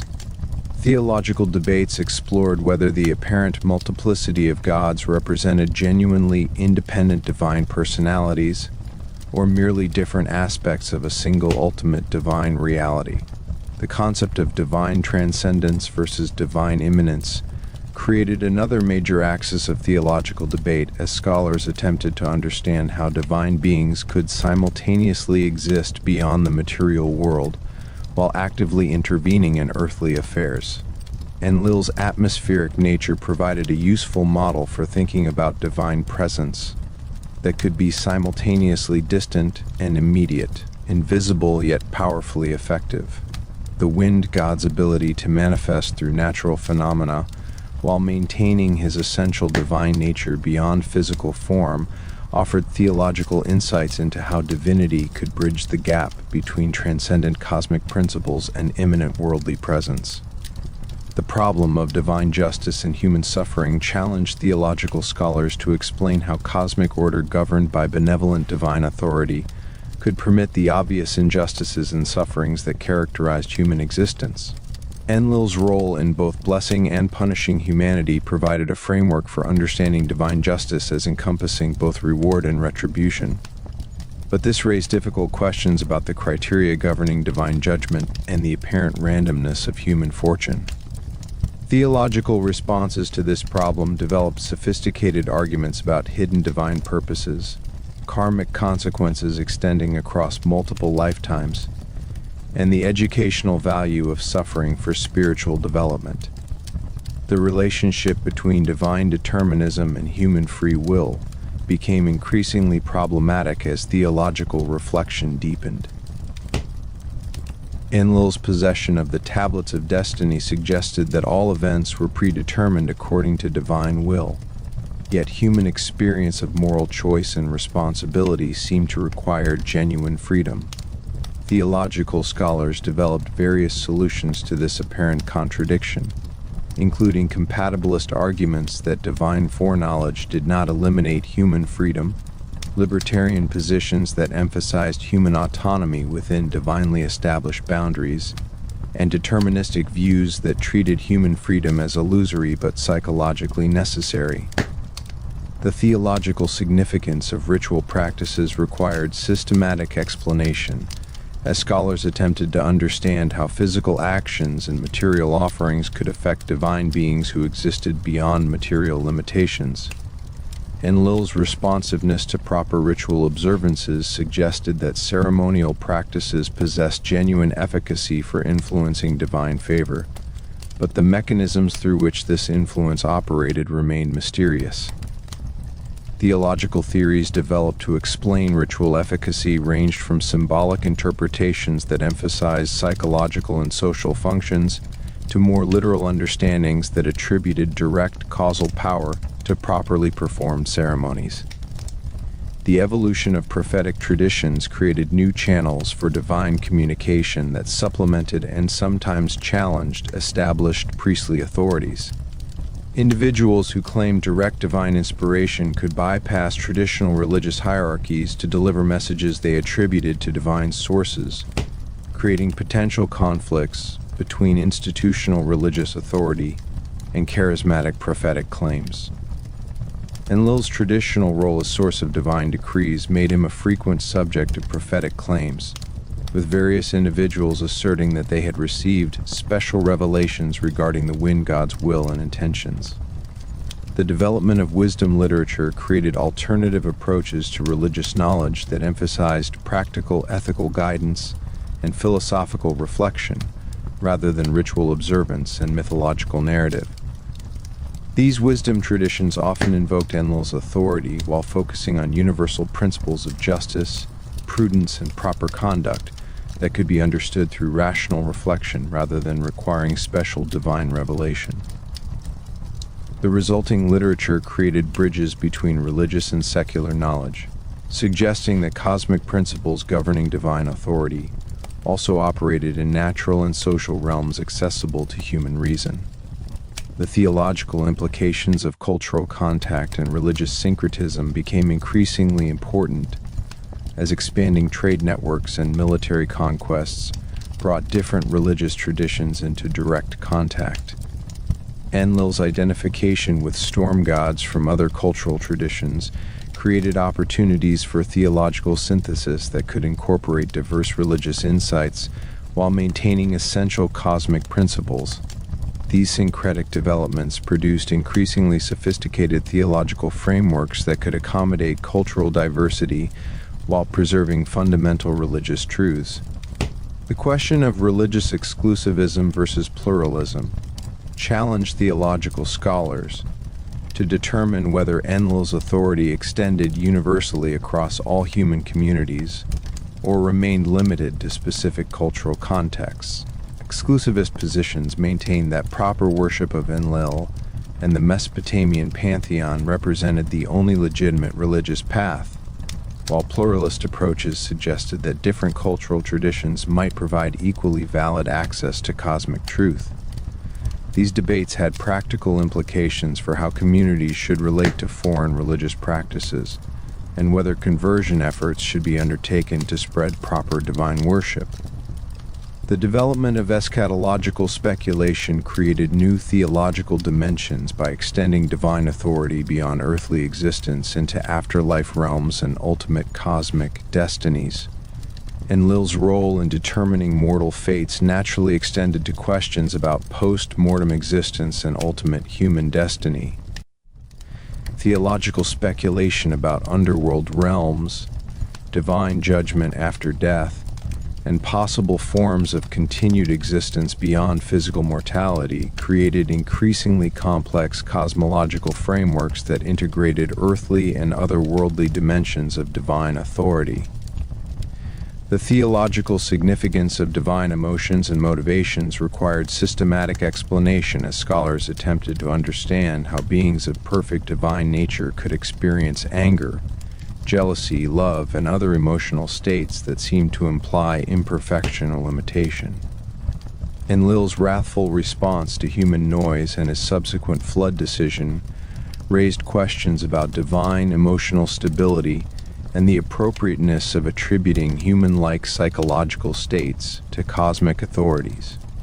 Theological responses ranged from anthropomorphic acceptance of genuine divine emotions to more abstract interpretations that treated emotional language as metaphorical descriptions of cosmic principles. The problem of divine change versus divine immutability created philosophical tensions as scholars attempted to reconcile divine perfection with apparent changes in divine attitudes and policies. ENLIL's transformation from active intervention to embedded cosmic influence suggested developmental processes within divine nature, but this seemed to contradict intuitions about divine perfection requiring unchanging eternal stability. Theological solutions included distinctions between essential divine nature and contingent divine actions, arguments that apparent divine changes reflected human perceptual limitations rather than actual divine transformation, and developmental theologies that embraced divine evolution as compatible with ultimate perfection. The theological implications of divine embodiment and manifestation required explanation of how transcendent divine beings could assume physical forms or manifest through material phenomena. ENLIL's atmospheric nature and his occasional anthropomorphic appearances raised questions about the relationship between divine essence and physical manifestation. Theological theories ranged from docetic views that treated physical manifestations as illusory appearances to more incarnational understandings that attributed genuine physical reality to divine embodiments while maintaining essential divine transcendence. The relationship between divine knowledge and temporal succession created philosophical puzzles about how eternal divine consciousness could relate to temporal sequences of events. ENLIL's foreknowledge of future events through the tablets of destiny suggested divine awareness transcending temporal limitations. But this raised questions about how timeless knowledge could encompass temporal succession without collapsing past, present, and future into undifferentiated simultaneity. Theological responses developed sophisticated theories of divine eternity, temporal omniscience, and the relationship between divine and human experiences of time. The theological significance of divine names and attributes became subjects of systematic study as scholars attempted to understand how linguistic designations related to divine reality. ENLIL's name and its etymological connections to wind and air suggested essential relationships between divine identity and natural phenomena. But this raised questions about whether divine names merely described divine functions or actually participated in divine essence. Theological theories of divine naming ranged from purely conventional views that treated names as arbitrary human designations to more mystical understandings that attributed creative power to properly pronounce divine names. The development of negative theology created alternative approaches to divine knowledge that emphasized what could not be said about divine nature rather than positive attributions. This apophatic tradition recognized that human language and concepts derived from finite material experience might prove fundamentally inadequate for describing transcendent divine reality. ENLIL's ineffable cosmic authority could be approached through systematic negation of limiting attributes, creating theological frameworks that preserve divine transcendence while acknowledging the limitations of human religious language. The theological implications of divine plurality within monotheistic frameworks created complex philosophical challenges as religious thought moved toward more unified conceptions of ultimate reality. ENLIL's position within a diverse pantheon became increasingly difficult to reconcile with emerging monotheistic intuitions about ultimate divine unity. Theological responses included henotheistic approaches that acknowledged multiple divine beings while emphasizing one supreme deity, subordinationist theories that treated lesser gods as created beings serving under ultimate divine authority, and various forms of monotheism that reinterpreted traditional polytheistic language in ways compatible with belief in a single ultimate divine reality. The ultimate legacy of ENLIL transcended the specific historical contexts of ancient Mesopotamian civilization to become a permanent component of human religious consciousness and cultural memory.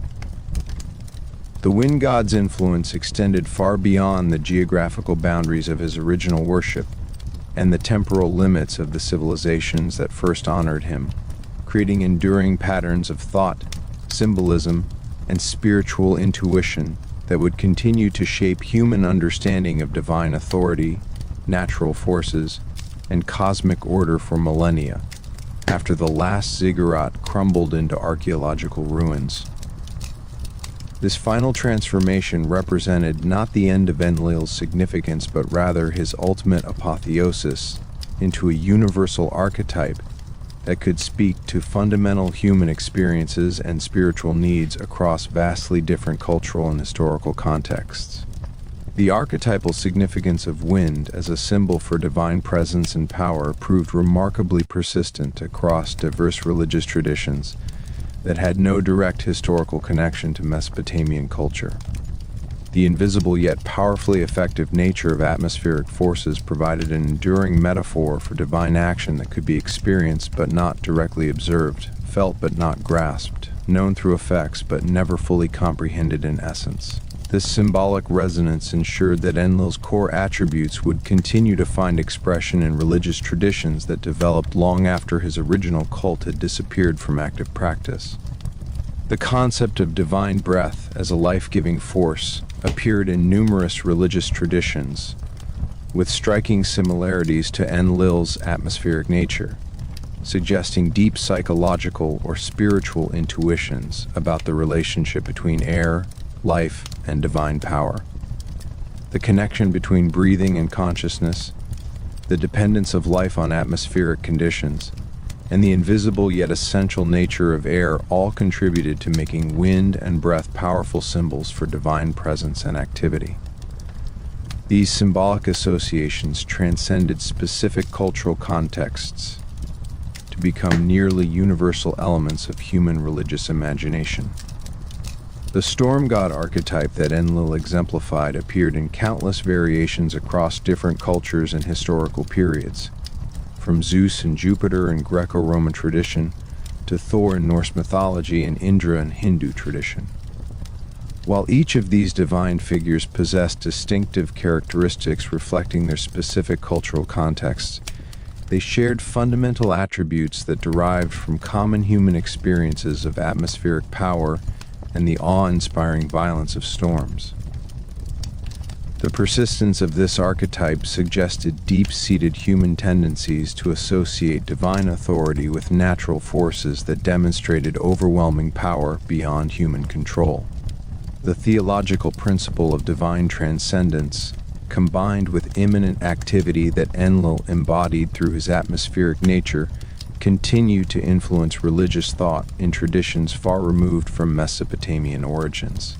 The challenge of understanding how divine beings could simultaneously exist beyond the material world while actively engaging with earthly affairs remained a central concern for theological reflection across diverse religious traditions. Enlil's model of divine presence that could be simultaneously distant and immediate, invisible yet powerfully effective, provided conceptual resources that would be adapted and reinterpreted in countless theological contexts.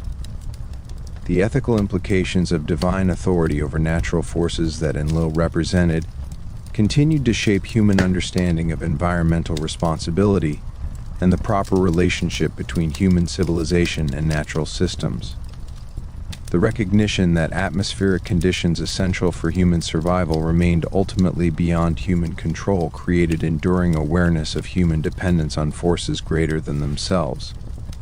This awareness could foster either humble reverence for natural systems or anxious attempts to propitiate divine powers through ritual and moral behavior, but in either case it shaped fundamental human attitudes toward the environment and humanity's place within natural order. The political theology of divine kingship that Enlil had helped establish continued to influence governmental legitimation strategies long after the specific religious context of ancient Mesopotamia had disappeared. The concept that legitimate political authority derived ultimately from divine sources rather than purely human conventions provided powerful ideological support for monarchical systems across diverse cultures and historical periods. While the specific divine figures invoked to legitimate royal authority varied across different traditions, the fundamental principle that earthly rulers served as representatives of cosmic order remained remarkably persistent. The legal principle that human law should reflect divine justice that Enlil's cosmic authority had established continued to influence jurisprudential thought in religious traditions that emphasized divine law as the ultimate source of legitimate legal authority. The concept of natural law that transcended human conventions to reflect eternal cosmic principles owed significant debts to ancient Near Eastern traditions of divine law that Enlil had helped establish. These legal theories continued to shape debates about the foundations of justice and the proper sources of legal authority in contexts far removed from their ancient origins. The astronomical associations that connected Enlil to specific celestial phenomena ensured that his influence would persist as long as humans continued to observe the night sky and seek meaning in stellar patterns.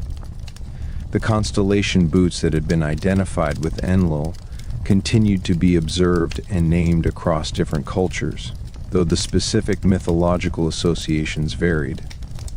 The enduring human tendency to project meaningful patterns onto celestial phenomena ensured that the stars associated with Enlil would continue to evoke wonder and speculation about cosmic order regardless of whether observers consciously remembered the ancient wind god. The literary legacy of Enlil's myths provided source material for countless retellings, adaptations, and reinterpretations that would continue to evolve as long as humans told stories about divine beings and cosmic origins. The flood narrative that featured Enlil so prominently appeared in numerous variations across different cultures, from the biblical story of Noah to flood myths found in traditions across the globe.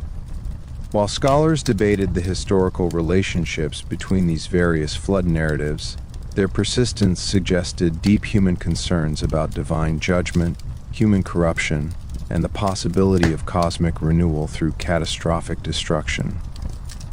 The philosophical questions about fate and free will that Enlil's tablets of destiny raised continued to challenge thinkers across diverse intellectual traditions. The tension between deterministic views that emphasized cosmic order and predetermined outcomes versus libertarian positions that emphasized human autonomy and moral responsibility remained unresolved in philosophical debates that continued millennia after Enlil's tablets had disappeared from active religious practice. The conceptual frameworks developed in ancient Mesopotamian contexts to address these questions continued to influence philosophical and theological reflection in traditions that had no direct awareness of their ancient origins.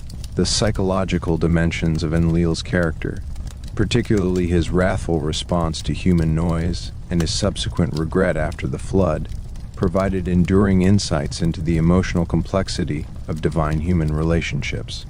The recognition that divine beings could experience anger, frustration, and even regret created more psychologically realistic models of divinity that acknowledged emotional dimensions of religious experience.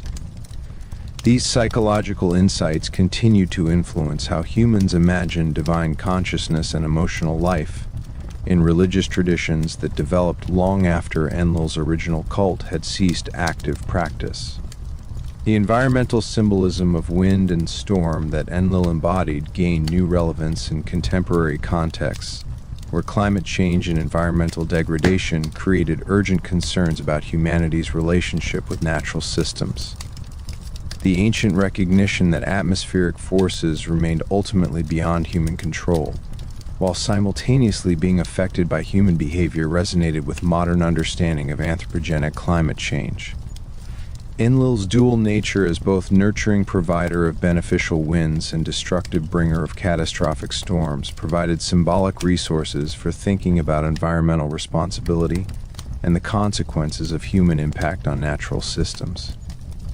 The artistic representations of Enlil that survived in ancient sculptures, reliefs, and cylinder seals continued to inspire aesthetic appreciation and scholarly study long after their original religious contexts had disappeared.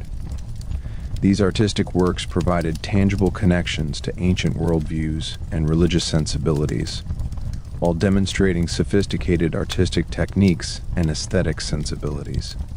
The enduring power of these ancient artworks to evoke emotional responses and aesthetic appreciation suggested that their significance transcended their original religious functions to achieve universal artistic value. The archaeological investigation of sites associated with Enlil worship provided modern scholars with invaluable insights into ancient Mesopotamian civilization, while creating new forms of cultural memory that connected contemporary humans to their ancient predecessors. The excavation and study of ziggurats, temples, and other structures associated with Enlil created scientific knowledge about ancient architectural techniques, social organization, and religious practices. This archaeological legacy ensured that Enlil's influence would continue to shape human understanding of cultural history and religious development, even in thoroughly secular academic contexts. The comparative religious study of Enlil and similar divine figures across different cultures provided insights into universal patterns of human religious imagination, while highlighting distinctive features of specific cultural traditions. The scholarly analysis of storm god archetypes, divine kingship ideologies, and flood narratives across diverse religious traditions created increasingly sophisticated understanding of how human religious consciousness developed and evolved. These comparative studies ensured that ENLIL would continue to contribute to human self-understanding through academic investigation of religious phenomena. The contemporary revival of interest in ancient Mesopotamian religion among neo-pagan and Reconstructionist religious movements created new contexts for ENLIL worship that adapted ancient practices to modern sensibilities and needs. These contemporary practitioners sought to recover and reinterpret ancient religious traditions in ways that could provide spiritual meaning for modern individuals seeking alternatives to dominant religious traditions. While these modern revivals differed significantly from ancient practices, they demonstrated the enduring appeal of ENLIL's symbolic associations and the continuing human need for religious connections to natural forces and cosmic order. The literary and artistic appropriations of ENLIL in contemporary popular culture introduced the ancient wind god to new audiences through fantasy literature, video games, and other entertainment media. These popular culture representations often took significant liberties with ancient sources, but they ensured that ENLIL's name and basic attributes would remain familiar to contemporary audiences who might otherwise have no exposure to ancient Mesopotamian religion. The transformation of ancient religious figures into entertainment characters represented a new form of cultural immortality that would have been unimaginable to ENLIL's original worshippers. The philosophical appropriation of ENLIL as a symbol for natural forces and cosmic order in secular contexts demonstrated how ancient religious concepts could be reinterpreted in ways that retained symbolic power while abandoning supernatural beliefs. Contemporary thinkers who invoked ENLIL as a metaphor for atmospheric systems, environmental forces, or abstract principles of cosmic order created new meanings for ancient symbols that could speak to modern concerns, while maintaining connections to ancient wisdom. This philosophical appropriation ensured that ENLIL's legacy would continue to evolve and remain relevant even in thoroughly secular intellectual contexts. The ultimate significance of ENLIL's cosmic legacy lay not in any specific historical influence or cultural transmission, but in the enduring human needs and spiritual intuitions that his mythology addressed. The fundamental human experiences of dependence on natural forces beyond human control, the search for cosmic order underlying apparent chaos, the need for legitimate authority to maintain social stability, and the hope for divine justice that would ultimately reward virtue and punish vice. All these universal human concerns found expression in ENLIL's mythology. As long as humans continue to experience these fundamental needs and intuitions, the wind god's legacy would remain relevant and meaningful, though perhaps in forms that would be unrecognizable to his ancient worshippers. The eternal resonance of cosmic wind that ENLIL embodied would continue to whisper through human consciousness, sometimes as a gentle breeze carrying seeds of inspiration and wisdom, sometimes as a powerful storm demanding attention and respect, but always as a reminder of forces greater than human will that shape the conditions of mortal existence. This enduring presence ensured that ENLIL's influence would never truly end, but would continue to evolve and adapt, as long as humans looked to the sky, felt the wind on their faces, and wondered about the invisible powers that governed their lives and shaped their destinies. In this sense, ENLIL achieved true immortality, not through the preservation of specific religious practices or the continuation of particular cultural traditions, but through his transformation into a permanent component of human symbolic consciousness that would continue to speak to fundamental human experiences and spiritual needs across all future ages. The wind that ENLIL commanded would blow forever through human imagination, carrying with it the accumulated wisdom of millennia, the hopes and fears of countless generations, and the eternal human quest for meaning, order, and connection to forces greater than ourselves. This was the ultimate legacy of the Lord of Wind.